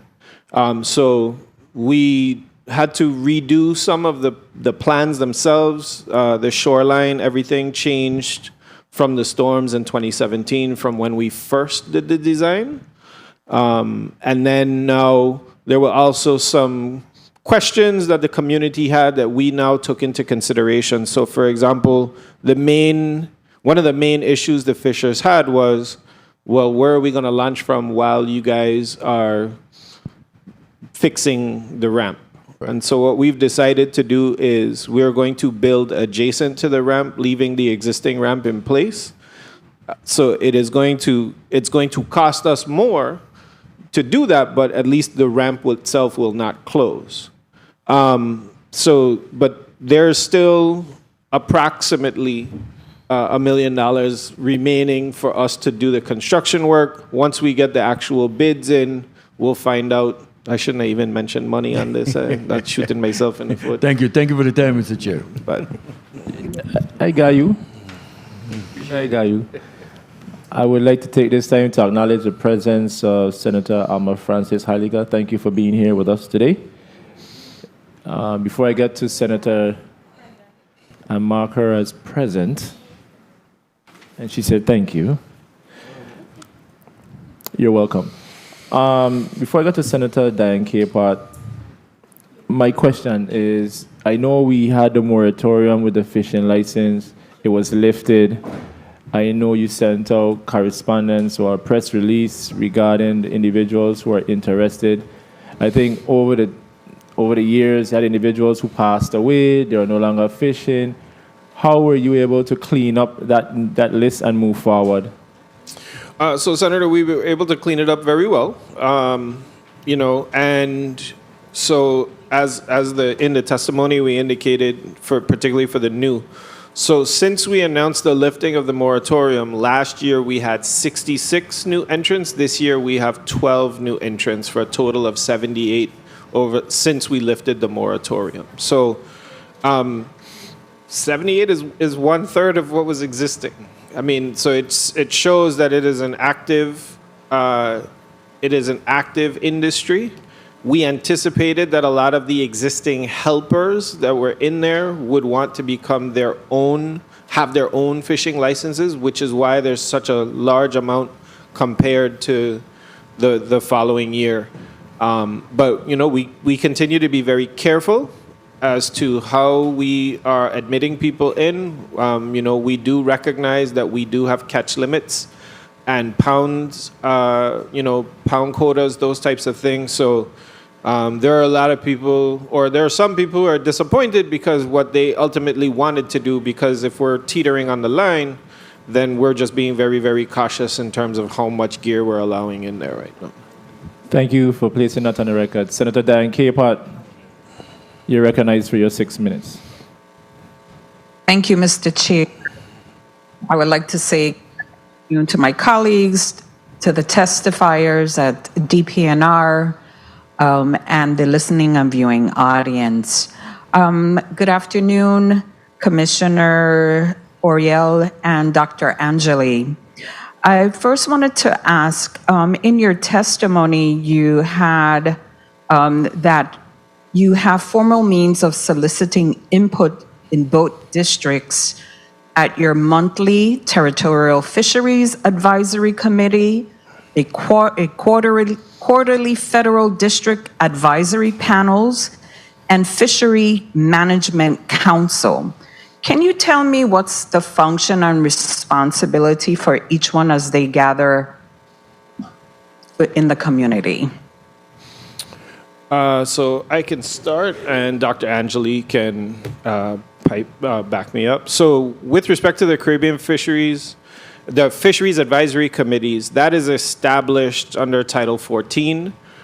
It's an advisory group where members of the different sectors of the fishing community, so recreational, commercial, dive groups, meet on a monthly basis with the department's team, and we discuss regulations, we discuss next steps, changes to the regulations in the territory that are set as it relates to fishing. We also discuss different initiatives, but we also use that as the opportunity to now go and if there's any information that we are trying to share, that the members from each of those groups, they go back to their respective communities and inform and say that they serve as a voice from the department as well. What about the Federal District Advisory Panel? What's their function? So, as we mentioned in the testimony right now, we have what is called the island-based fisheries management plans. It took a long time to get those approved, but the Department of Commerce accepted the concept in 2020. So now each of the districts can create its own management rules, management quotas. And so the district advisory panels are there to gather information in each of the districts that will feed into the island-based fishery management plans. Okay, and your Fisheries Management Council? So the Caribbean Fisheries Management Council is where we meet with Puerto Rico as well as the federal agencies that regulate the fishing industry in the U.S. Caribbean. And that's where we discuss federal laws and regulations. We discuss the compatibility between territorial laws and federal laws. We're trying to make more of them compatible because we don't want people doing one thing inside territorial waters and another thing inside federal waters, and then you're breaching one of those. But it allows us to talk for initiatives on a national level. It allows us to state to the federal agencies what our needs are. And pretty much also sometimes we get together with Puerto Rico and we have to hold a common voice in terms of what the territorial waters needs are versus what the federal government's needs are. Thank you, Commissioner, for that information on these different councils and committees. That was important to know. I know you mentioned in your testimony that you received COVID-19 pandemic funding, about $93,000, and you mentioned the commercial fishermen's, recreational, and did the fishermen helpers also receive funding on that? You can answer that. They were eligible to apply for funding if they could show they had losses, but none did apply. None of the helpers applied. Okay. So for the FEMA funding from Hurricanes Irma and Maria, what was the total amount that you received from FEMA for the territory? For fisheries related things? Yes. Zero. We didn't receive any FEMA money, but we You received didn't. money. So Commissioner, if I may, so for clarification, 1 minute. you had commercial, recreational, and helpers that receive funding from Irma and Maria. What was that funding? How was that federal fund? What was that? So that was NOAA funding. That was NOAA funding. Okay, how much did you receive from NOAA? $10.6 million. $10.6 million. And you said, based on one of my colleagues asked, that all of the money has been expended? No, but all of the, I would say 90% of the direct assistance has been expended. So you have no challenges thus far with that disbursement? No, we've been waiting. So we broke the program up into 3 phases. And phase 1 and phase 2, when executed, we were able to disburse pretty much all of the money. Mr. Chair, if I may. We were able to disburse almost all of those funds within an 18-month period. But what happened was there were a lot less applicants than we originally anticipated, and so we had some funding remaining. And so what we did is we created this 3rd phase where we increased the amount to everybody by $5,000. And so we submitted that request in November of 2021 to NOAA to allow us to run this 3rd phase, because the intent of the program was to get the money into the hands of the fishers. We have had to do revision after revision after revision on that. And as Dr. Angeli mentioned, they just gave us the approval this April to be able to now grant everyone that applied an additional $5,000, or all of the fishers $5,000. So, Mr. Chair, if I may, ask another question. Keep going until I stop you. So did that process of creating phase 1, 2, and 3, did it make the process easier when you now receive the COVID-19 pandemic funds to disperse to the commercial, recreational fishermen? No, completely different set of disaster. And the reason why is because the COVID-19 disaster relief was based on income loss and not like the loss of equipment, loss of gear, and then also income loss like the hurricane disaster recovery was. Okay, that's good to know. Yeah, and one of the key elements is that most, if not all, commercial fishers continued to work during the pandemic. They were not shut down, and so some of them actually saw gains during the months where everything was completely shut down, because so many people just patroned their local fishermen. Okay.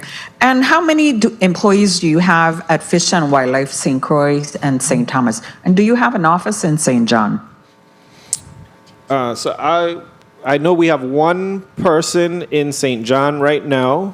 Our office should be open hopefully in January following our reconstruction. But I'll let Nicole answer for how many people are in the other 2 offices. Yeah. Thank you, Senator. We currently have 22 staff in total, and that includes 1 on St. John, 11 in St. Thomas, and 11 in St. Croix. And we are hiring, and we anticipate bringing on 2 additional staff within the next 2 months. Do you have any vacancies? What's your total amount of vacancies? We do. We have funds for 33 staff persons. Okay, thank you, Dr. Angeli. Thank you, Senator. Thank you. Senator Alma Francis Heiliger, you're recognized for your 6 minutes. I appreciate it. Good afternoon to my colleagues, to the people of the territory. Good afternoon to central staff and the staff alike. First set of question has to do with the Hull Bay ramp. I did attend one of the meetings that you had speaking about the ramp a couple of years ago. And I just heard you say that you guys are planning a different setup and design because of some of the shifting, because of the hurricane, et cetera. If you're going to put another ramp right next to it, so you don't have to close the one, is it going to be a situation of a retrofit of the other one, or are you going to take it down once the new one is built? The old one will come out, Senator. After you're finished. And are the residents of Hull Bay and those that utilize the ramp, have they been notified of this new change in plan? So once we are, because right now we're just finalizing the design, and once we have that, we plan on having a town hall. Okay, excellent. Well, hopefully I'll be able to attend. I think one of our goals is, so the plans are supposed to be finished on the 30th of this month. Our goal is to actually have poster boards at the Bastille Day tournament in July. Oh, excellent. I'm happy to hear that. Have you been hearing any types of, well, before I get to that question, when it comes to areas that are shut off during a specific season where you can't fish, et cetera, have you done any research to see when it comes to the wildlife and the fishers, is there an increase, a decrease? Do you guys keep up with that type of study so we can make sure there's a happy balance between fishing and our wildlife? Yeah, so some of the most important spawning aggregation areas are closed to fishers during certain times of the year or year-round. And we have had studies at the University of the Virgin Islands with NOAA and with DPNR staff that show that some iconic species, groupers and hinds, are making a comeback. Not at levels that we can fish, but there are hundreds spawning now where we had tens just 20 years ago. Oh, okay. And so we are finding success in those areas. One of the challenges with managing those closed areas is that sometimes they are shifting both in space and in time. So with different weather events, the oceans are getting hotter at different times of the year, and the fish are using those cues of temperature and timing for their spawning aggregations. And so one of the conversations we've been having at the Caribbean Fisheries Management Council for the federal closed areas is whether or not we could change and shift those time periods when those areas are closed based on the moon cycle, based on the ocean currents. It's very complicated, and so it's a discussion now for many years, and I think it will continue for many years. But we are seeing rebounds, and we are seeing benefits of having those areas closed with the eventual goal of having enough fish to open those areas again. Excellent. Well, I'm happy to see that we're seeing some type of growth. When it comes to when you do have to implement those types of rules where areas have to be closed off, how do you guys monitor that to make sure? Do you do some type of surveillance? How does that work? So from the very inception of a closed area, that might take decades to actually implement.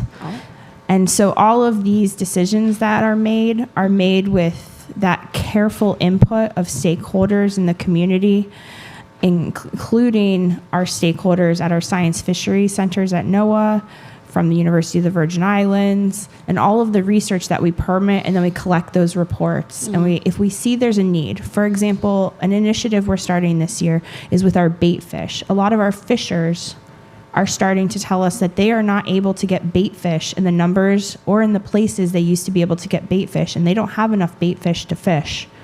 So a lot of these actual decisions we make are because we've received input from our fishing community. And so this year we've started to assess, where are bait fish? Are there enough bait fish? And are the levels of bait fish different than in the past? And so it usually starts with some fishers telling us, and then we're gonna, once we have the data that we need in place and we know what we don't have, we'll be able to go to our partners, our federal partners and our university partners, and say, what data do you have? so that we can combine that. And then we can make a plan, whether it's a management plan or whether it has to be something so formal like a closed area.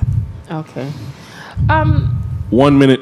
When it comes to, a lot of times we ask what are the complaints that our fishermen might have.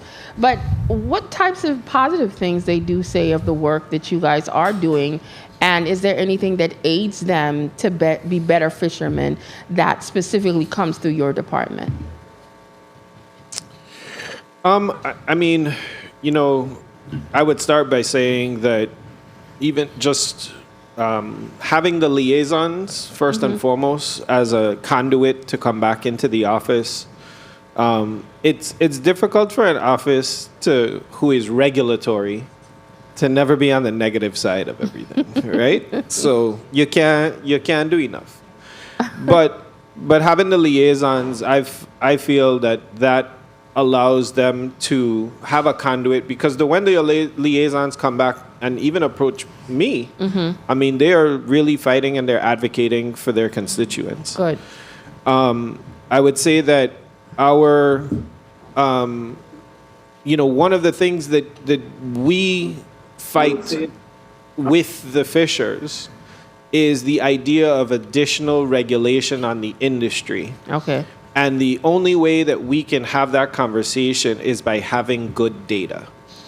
And so having the port samplers be available, taking a lot more port samples during the year, if I may, Senator, to reinforce the fact that we are not a population that is overfishing. We are a population that feeds itself and we feed our visitors. We don't have an export fisheries industry. And so a lot of regulations are set because of the fear of overfishing and the decline, and I would include Puerto Rico in my statement here, but the Virgin Islands is at a disadvantage because where you have a progressive nation like the United States that is trying to keep the collapse of any kind of industry, and it begins to start to use laws to do so, when you look at the data that they use to come up with what that regulation is, It doesn't apply to us. well, it's Caribbean, it's all around the Caribbean, but yet there's only 2 areas where they can actually make meaningful legislation stick, and that's in Puerto Rico and the U.S. Virgin Islands. But our data doesn't support what the overall trend that you see in the Caribbean. Okay. And so, I think that having the port samplers, having the liaisons are there. I think that our next commitment to the fishers is now to improve the infrastructure that is out there for them. Okay. Mr. Chair, may I just wrap up with this final follow-up? You have some great questions, so proceed. I appreciate it. And my final question while we were on, between the liaisons and your interaction with your agency, what would you say is your greatest complaint from the fishermen? And what are you doing to work with them to potentially improve or see a resolution to what their biggest complaint is? So I would say the biggest complaint that I receive is there's 2 actually. Okay. One is on the infrastructure itself. So we like our fish markets, particularly in St. Thomas, that needs a massive upgrade right now. St. Croix, we have our challenges in those, but we're trying to design and do better overall. And then the second one is, I think what I have heard is, particularly from the fishers in the St. Thomas district, is the ability for people to fish outside of the territory, but then partner with someone in the territory for the sale of that catch. And that is starting to create some rift. And whether or not I don't know that we should be enacting legislation or regulations to try and control that, but there are certain things that should be controlled. For example, if we have a size limit for conch cod, that it has to be of a certain size and the shell has to be a certain size, and then now you go to the grocery store and you see conch frozen and that conch is this big. Like if we have a size limit for conch, it should apply to the grocery stores as well. Oh. And so they're saying, how can we be confined by your size limitation, but yet they're importing this conch from somewhere else? And clearly, this thing never got to a mature age enough for us to say we're confident that it was an adult. And I think that that's a legitimate thing for us to have to look at, because conch is a regulated species. And if we're talking about it as a regulated species, then it should be equal across the board and not necessarily just for those that are caught locally. One last question. Go ahead. Thank you. I wanted some clarity on the conch thing. Okay, so just make me understand. So if the fishers are limited to, say, the size is no greater than 10, I'm just picking a number, but you happen to go in the grocery store and you see a size 6, and the grocery store, they didn't get it from our fishermen, where would they have gotten it from? When you say import, would it be other Caribbean islands? Would it be from? It's more so we see it on other Caribbean islands. Okay. So you're saying that it should be balanced and fair, because what if those islands don't have the types of size regulations we do? So technically, is the grocery store doing something wrong by importing a size that it's okay in their country, but they're being imported? That's what I'm trying to figure out. How would you keep that happy balance between what we want and bringing in an import that it's okay in their Caribbean islands? So, and I think that's actually where we are. Like that's where the fishers, when you ask what's one of their complaints, because I'll tell you what, my enforcement officers, they would love where we say, hey, it's closed for conch, nobody has conch. It makes their jobs a whole lot easier. But we don't say that. We don't limit having conch. Why? Because we all love to eat conch all times of the year, not just when it open, right? So you have people who buy it in bulk prior to closure. They freeze it. Yes. They're able to provide the receipts that it was frozen from this date. This is when I purchased it. And some of them are able to produce, well, I actually bought my conch in Anguilla, and they don't have the closure. And so, there's nothing against there's nothing illegal about doing that. But when it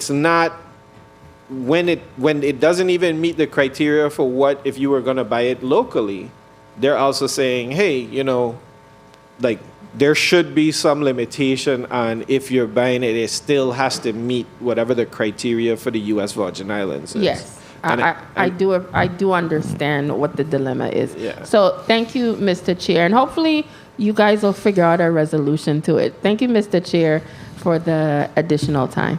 We have one more block. It's only 2:27, so. Well, it would be nice if we could wrap up. Well, you could wrap up.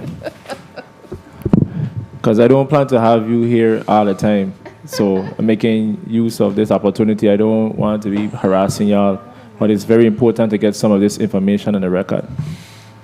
And as far as the BVI, I even heard some stories, and those are all good friends and families in the BVI, so no disrespect to the BVI, love alone. But I heard about some scenarios that if they're caught in the BVI waters, how harsh the penalty is. Now, as far as the education to our fishermen and what have you, and those in the boating industry, do you think there's enough education to let them know the boundaries between the U.S. Virgin Islands and the BVI? I would say all our commercial industry, even though we have people that are only 2 years in there, they've been in the industry for decades.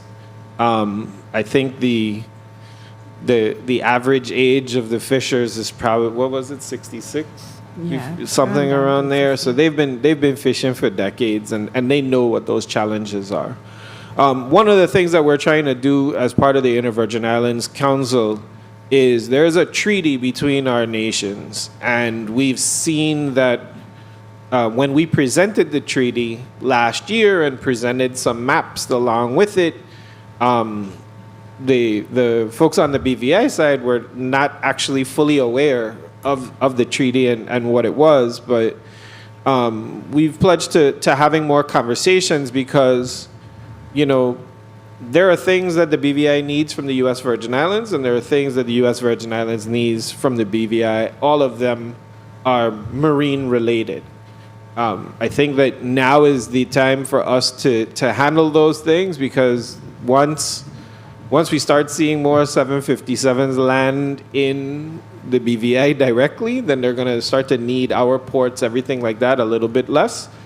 So it's time to negotiate some of those things now. But their penalties are pretty harsh, but I know that the fishermen are fully aware of those. They actually, particularly St. John, one of the things that they're more impassioned about is having the wedge on the south side of St. John done away with from the national park waters as part of the monument, because of the fact that they do not go north to fish, because they have had so many encounters on the BVI side of things.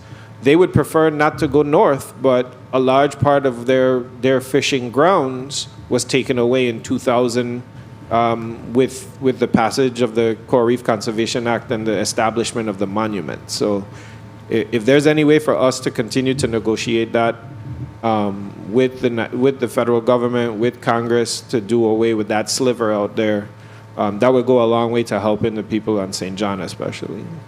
Well, I'm hoping that Governor Brian Jr. and Natio Whitley, that's his name, the premier, right? Mm-hmm. Get together and make things happen. Of course, you don't want to be too friendly, but at the same time, BVI, VI friendship, we have to act accordingly. But as far as the $1 million for the roll-on, roll-off ramp at the Lagoon, St. Croix, Virgin Islands, how is that coming along? Infancy, Senator. So we put that project out to bid last year twice, once this year, and we got an astronomical bid. I think it was $1.2 million just for design. What we have done since then is, when the legislature last year passed the act for the funds to go to the Port Authority for them to design and put up a fish market in St. John on the port property, we decided to reach out to the Port Authority and do an agreement with them. So since they're designing this fish market and ramp in St. John, how about we partner together and we can extend that to Crouse Lagoon as well? So they're amenable to that agreement. And right now we're just finalizing the agreement, between the parties in order for us to now get the services of their design team. We're hoping that we can have that design done, probably our design for Hull Bay took about 5 months, so we're hoping it's a 5-month design process. We want to get the input from the fishers on St. Croix as well. And then we can go out to bid the following year in 2024. In closing, I just want to say, I know the administration has a lot going on, but I hope and pray, as part of Governor Bryan's legacy and this administration, that a lot of these things that were funded by the legislature of the Virgin Islands, that you can be able to prioritize and then send us a list of, okay, here's to expect in the next 2 to 3 years, so we can have a realistic approach. So we're not just bombarding you with information that is not realistic, or expectations that are not realistic. Yeah, I think, all of these $1 million projects are realistic within a 1 to 2 year time frame. The issue that we are actually facing is that what was $1 million when you guys appropriated the money is no longer $1 million. Like when you're going out to bid now, some of these numbers are just astronomical, and you know, we won't take the first bid that's astronomical. It has to be reasonable. But every day that goes by, cost is going up from supply chain demands. So it's really like when we pull a bid, we are actively looking for additional funding to supplement what is already existing, because when we get these numbers back, it just really is more than I think anybody could have expected. Over 150% cost inflation on some of these projects. Thank you. Senator Bolkes, you're recognized for your 4 minutes, followed by Senator DeGraff. Thank you, Mr. Chair. I was over here thinking about aquaculture and you know, how much it can potentially create not only economic value but food resiliency and food sustainability, you know, from farming aquatic organisms, shellfish, fish, even rebuilding species and habitats and enhancing our coastal resilience, which also is connected to our tourism in a sense. You know, because we have a lot of people that come here for our beaches, and some of them like to dive, some of them like to scuba, so it all ties into each other in some way, shape, or form. And with agriculture, it's a growing industry, relatively young, and it plays an important role in providing, as we said, sustainability from a food standpoint and creates jobs. And of course, with us having a marine biology lab in UVI, and we need to get more of our children involved in that as well. So everything, it's all tied in, is what I'm trying to say. And my concern is how well are we communicating between the division, between NOAA, between the aquaculture board or commission? Like, what are we, where are we? How far are we, how many steps have we taken? So, Senator, I would say in the last 2 years, our steps have been pretty grand. So again, standing up the commission that we spoke about, if you look at the membership of that commission, there's persons from UVI, there's persons from within the department, there's commercial fishermen that are on there. So we're making sure that the advisory group portion of this is from everybody that has an interest in the industry. The second thing that I would like to recognize is that for the first time in their 75 C4, what was it? It was 85. For the first time in their 85-year history, the Southeast, let me see, it's so many acronyms in my head. I'll let you say it. Association of Fish and Wildlife. The Southeast Association of Fish and Wildlife Agencies had their meeting in St. Croix for the first time. This is a, you know, the territory is associated with things that happen in the Southeast. And this is an organization that brings, you know, 85 years of experience with all of these Gulf states, Florida, both on the Gulf side as well as the Atlantic side, Carolinas. They bring all of that history with aquaculture as well. And we hosted them. They've asked Nicole to be on their membership. So we're taking great strides. We've toured facilities. We've seen what they look like. We know what initial investment looks like and where we need to be. And so I would say over the last 2 years, there's been a lot of communication locally as well. Now the next step is going to be the education piece. It's to make sure that the public understands that having aquaculture and mariculture is part of a healthy fisheries economy here, yeah. and it needs to be viewed as such. And thank you for that elaborate answer. And I want to go to the elephant in the room here with sargassum. And I know it's something that we throw at you from time to time. here in this body, we're very concerned about it. 1 minute. It affects our tourism industry as well. What efforts are we working on to try to mitigate sargassum? There's a number of things, Senator. Dr. Angeli, as well as other members of my staff, we formed a group, a task force, if you will, that is actively looking at sargassum on multiple fronts. We've provided funding to the university, and they've also gotten some additional funding on their own. It's a conversation that is happening across the Caribbean through all of our international groups as well. The biggest thing is that once it lands, it becomes very problematic for us.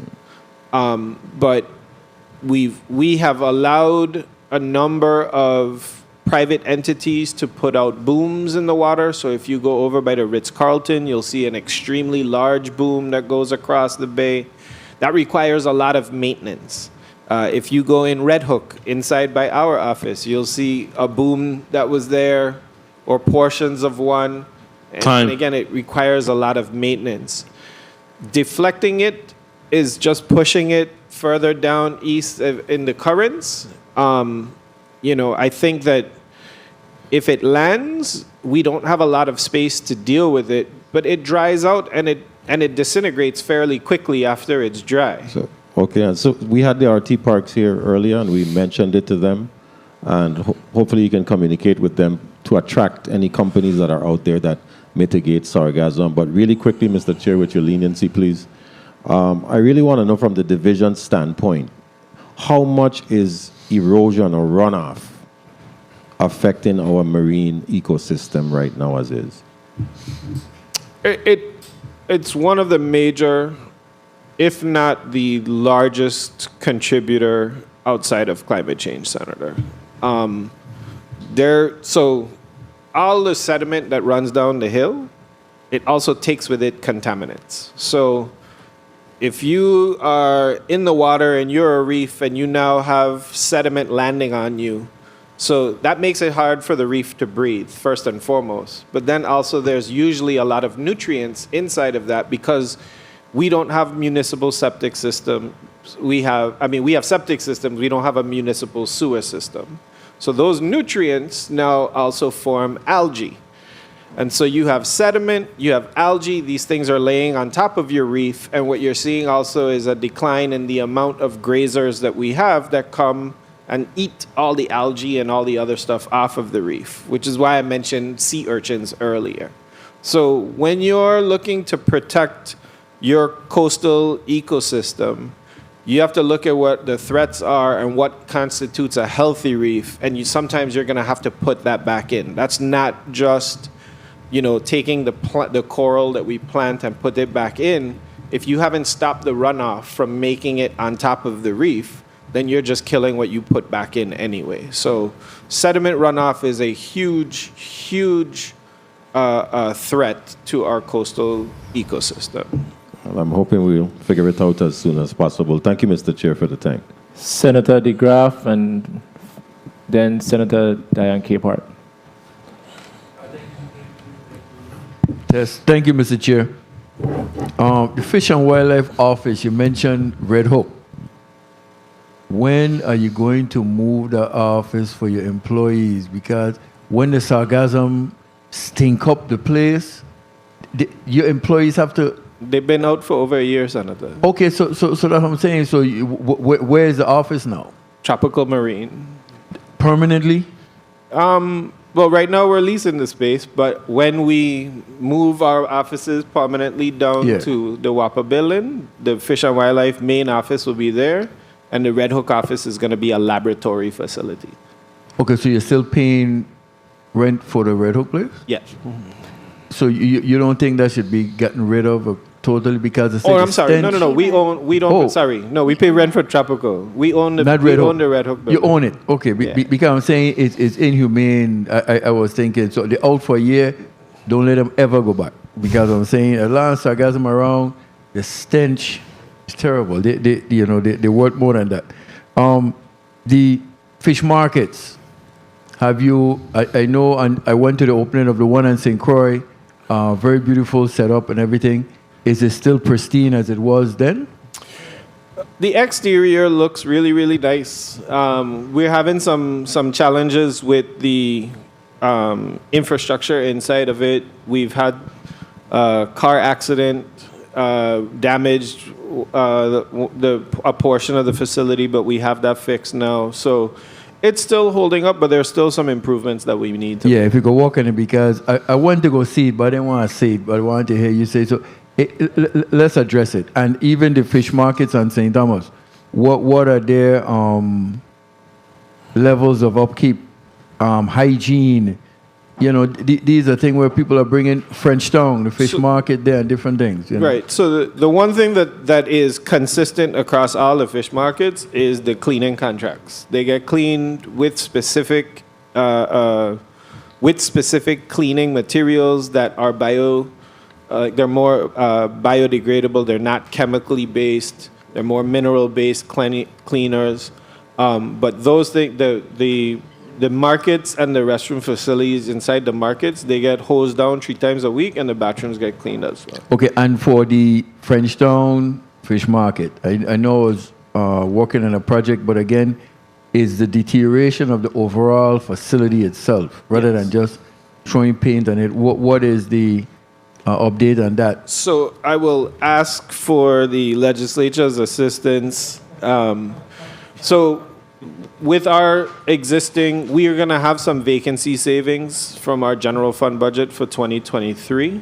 And so one of the projects that we're asking for a reprogramming of is to put some funding into a rehabilitation for, 1 minute. For the Frenchtown Fish And Market. you were still looking to do a second floor where you put an office there, you had mentioned? There's not enough to do the second floor, Okay. but we would definitely be able to fix up the property, replace the leaking roofs, replace all the doors, the door jambs, all of those things that have seemingly rotted away over the Okay, years. get your plan together. I second the motion. We work on that. Okay, and finally for me, the erosion that my colleague mentioned of the territory is horrendous since the hurricanes, Megan's Bay.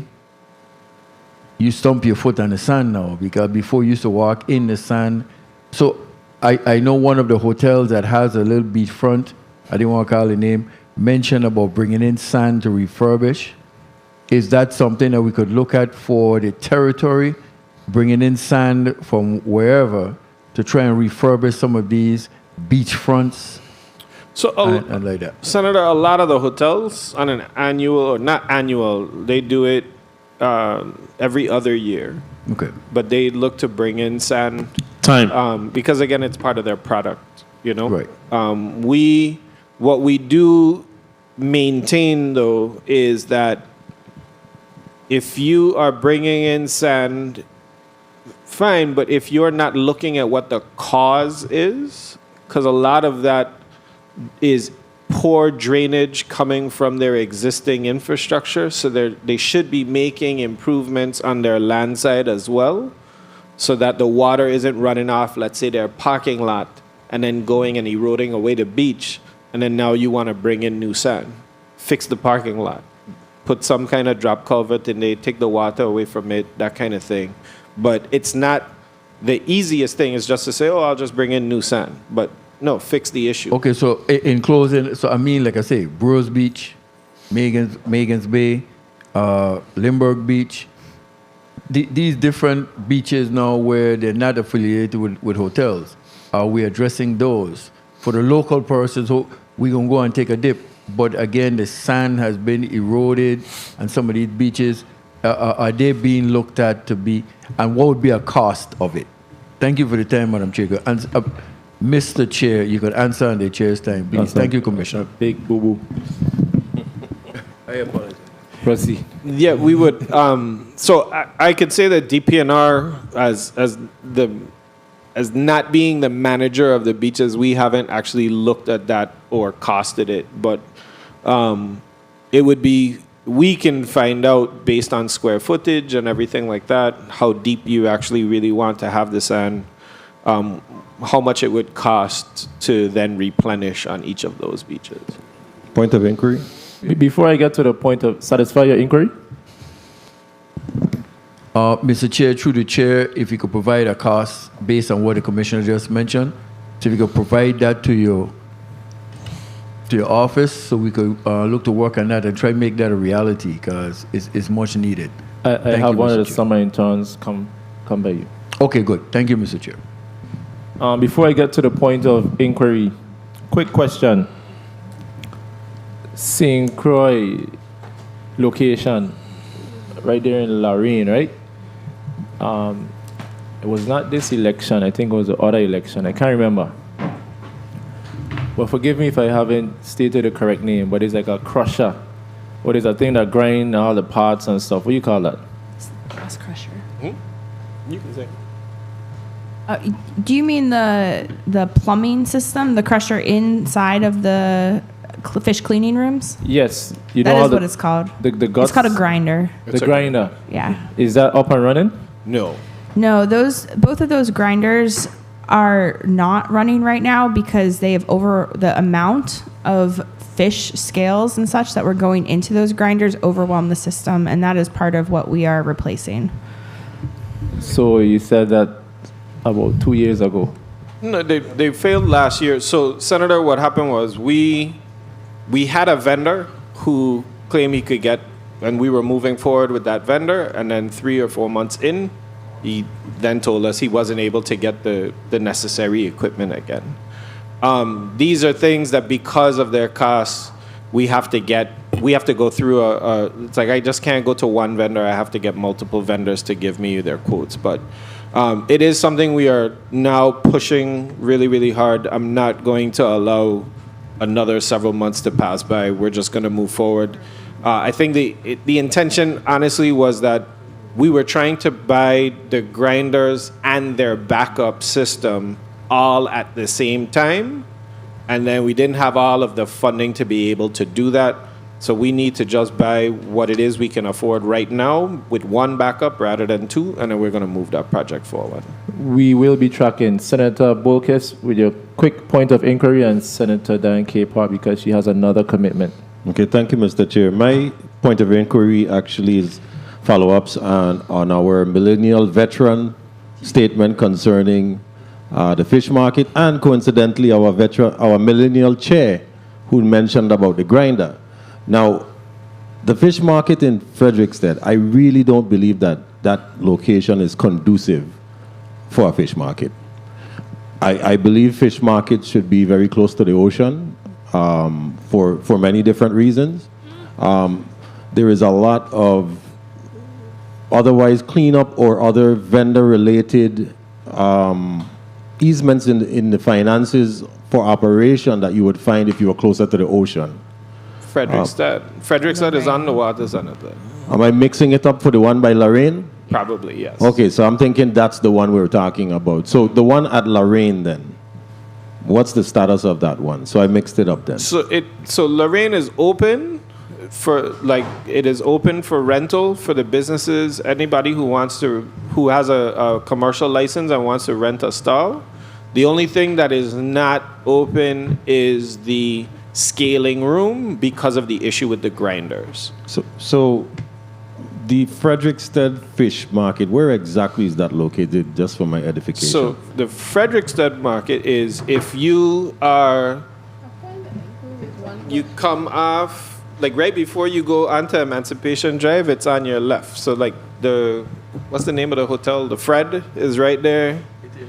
The Turtles Deli is there. And then the market is on the water, and then there's the ramp. You're talking about the one where everybody hangs out on the bottom right there? Correct. Okay, so that is going to be built out as a facility now? Yes. Okay. Thank you, Mr. Chair. It's going to be you and the Senator, Senator Diane Capehart, you recognize. Thank you, Mr. Chair. I just wanted to share some news with my colleagues that I have a bill regarding fisheries, and the purpose and the intent is to enhance local, regional, and international access based on strategic location for economic opportunities by mandating UVI to establish fisheries. So I'm looking forward to having further discussion with DPNR as to this proposed legislation that I have and my colleagues' support. I want to ask, my colleague was just talking about the Lorraine Fish Market. I remember the first day it opened, it was like state of the art. How many stalls are there at that fish market at Lorraine? There are 16 stalls, 14 available for rental. And 14 available for rental. So I can't remember, so please jolt my memory. They have an option to rent the facility, or is it mandated if you're a fisherman, you have to sell there or at a fish market? No, Senator. So it is optional if you would like to rent a stall to, whether it be to, the stalls are built out for you to be able to sell your catch there.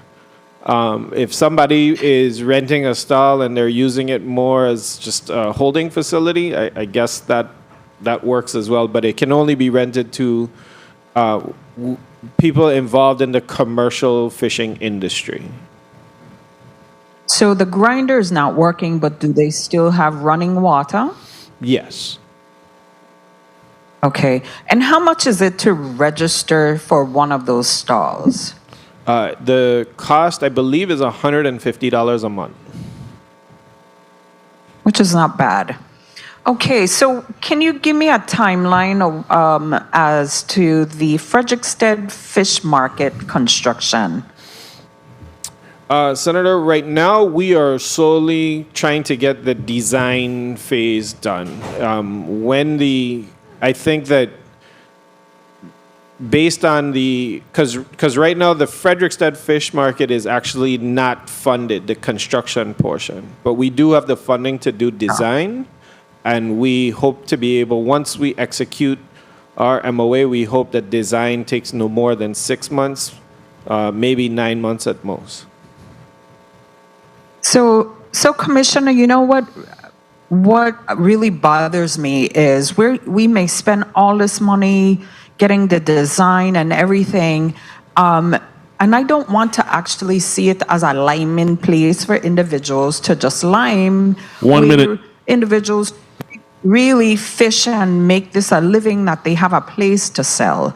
So I hope that there's going to be some kind of enforcement that fishermen will feel comfortable to go there at the Frederiksted Fish Market and sell their fish, because I know that has been a challenge in the past. So I hope to see that there's some kind of regulation as we spend money, we spend time as it pertains to fixing these fish markets and no one using it because it's used by other individuals. So I want to also go as it pertains to the sargassum grass. And of course, Dr. Angeli, I don't know if you could answer this or Commissioner Oriel. With all the sargassum grass that we have, is there anything that we can use that grass for, or it's not usable at all? Time. Yeah, so there are several companies and different organizations that have tried to come to the territory to potentially use the sargassum, as well as local entities. Research is being done right now because there are multiple problems with the sargassum. The first is if you wanted to use it out of the water, it's very salty.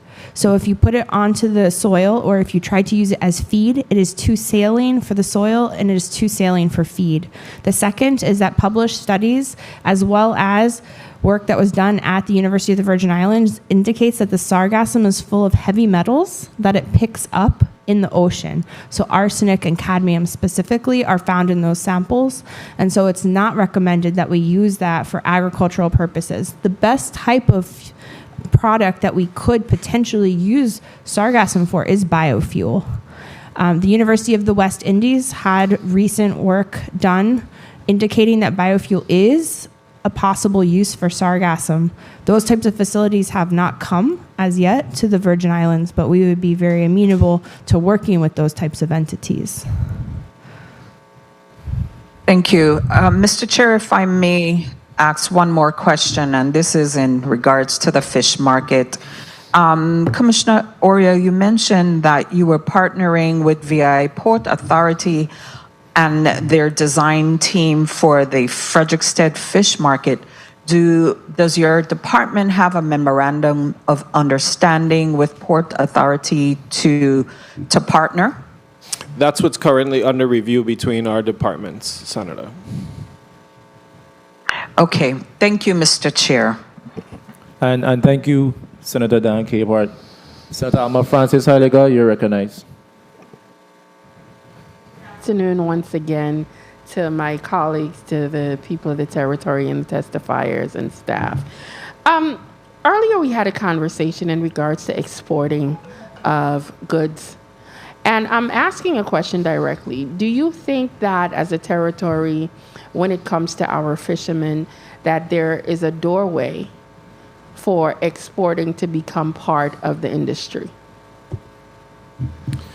So I think the opportunity is there, but I think that, depending on what it is we export or seek to export, because again, we don't want to choose species that are like we have quotas for example. Like I think personally, what probably would make a great export product is lionfish. Okay. I mean, you go to a nice restaurant, you see Chilean sea bass, and people are like, ooh, and they want to pay like $80 a plate for it. Well, let's send some lionfish to Minnesota, and they can say that it was lionfish from the Caribbean, okay, and they could sell that for $80 a fish. That's an invasive problem that doesn't have a predator, and the only way we reduce the numbers is by individuals catching it and getting rid of it, but it's actually a tasty fish. So we could solve a couple of problems, or at least keep that population low by doing an export industry for that. That's a good idea. When you have thought process such as these, are any of these ever, do you guys do any kind of studies or to see what could be potentially an impact on our economy in a positive way, and maybe share some of this information with the fishermen to see if this is an industry or a thought they might want to tap into for not only their financial benefit, also from a marketing standpoint for us as a territory, and also for our economic growth?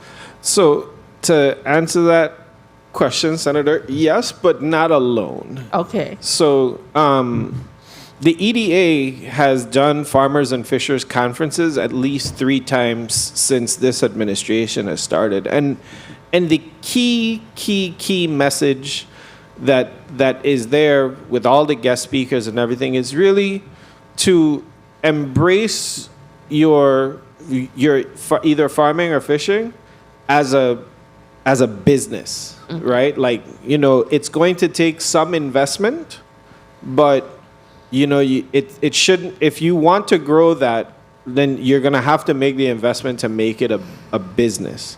And we recognize that both farming and fishing right now, with the average age that's in there being in the mid-60s, that it's not going to move that needle right now. But as we recruit new persons into the industry, then you start to see the use of technology, you start to see more investment, and maybe you start to see an export product. Like I know for sure there are a couple of fishers that I'm aware of that, hey, by the time they're landing on St. Thomas, their fish is already sold. 1 minute. But they're not like using an app, they're just using WhatsApp. Like, hey, I need this, they need this, and they know what level of effort they're going to put out for that week. And so they make that decision, you know. But those are the things now that you see technology mixing with the different industries. Okay. And you know, if you can have a buyer set up at some restaurant in, you know, a 2-hour flight time, 3-hour flight time, then, you know, why not partner with a restaurant in Atlanta and get your ketchup there and that sort of thing? Because I'm looking at it holistically across the board when it comes to tourism, marketing, economic growth. I'm looking at all of these things because as a senator, I have to look at ways as to how we can grow economically. And when it comes to our fishermen and, like you say, farming, that is an area that I think we need to tap into a lot more and really push those industries forward in a way that not only you get the benefit of having the food, but you also get the benefit of saying, like you said, hey, I ate something from the Virgin Islands. That could also tap into, wait a minute, I want to go visit the Virgin Islands. Right. So I'm always looking at things where, you know, the dots are connecting. And I really do hope that we, you know, whether the EDA continue to put on programs such as these and showcases, but I really do hope from a perspective that we start to tap in that educational aspect to our entrepreneurs when it comes to farming and fishing, so they know that there's a whole world out there that they could really play a vital role in really helping the economy, helping themselves, and really promoting the Virgin Islands at the same time. And to just piggyback on your point as well, Senator, or to highlight something we do here specifically for local.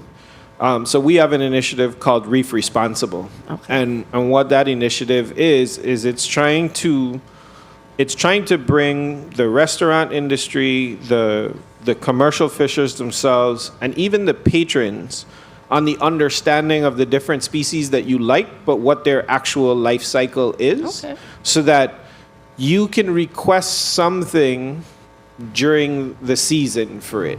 And then you avoid the things out of season.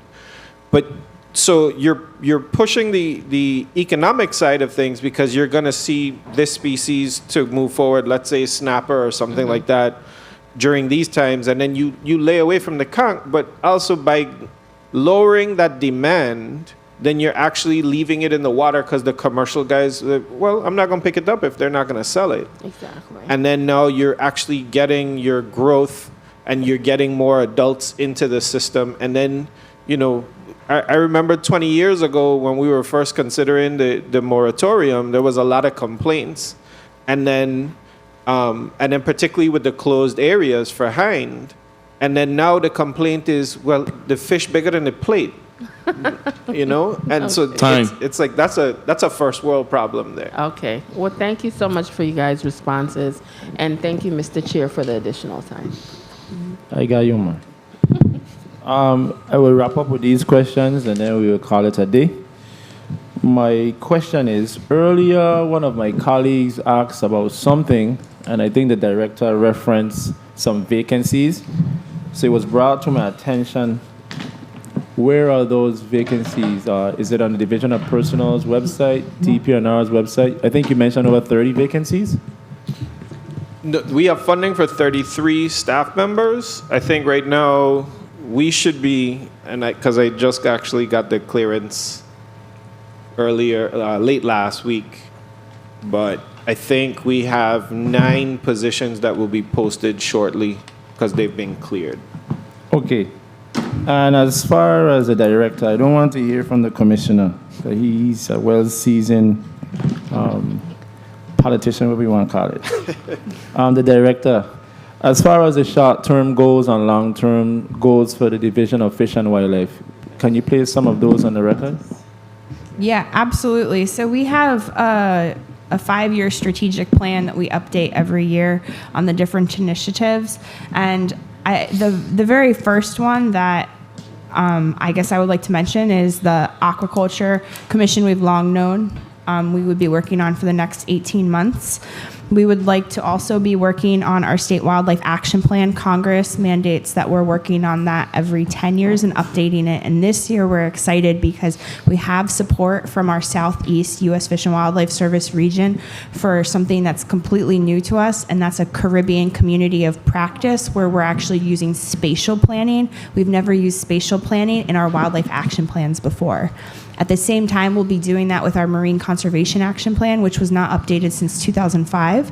So we'll be doing a 20-year update for 2025. And we have commitments from NOAA's National Coastal Observation Services to help us with the marine spatial planning, because they have concurrently initiatives for spatial planning federal waters for initiatives like offshore energy, and we want to ensure that that does not conflict with our fishers and our fisheries. So I think those three main documents are going to be absolutely huge. I have lots of other plans, but I'm happy to talk about those offline. And how long have you been on board? Since 2019. Okay. You just have a vibes about you. I like it.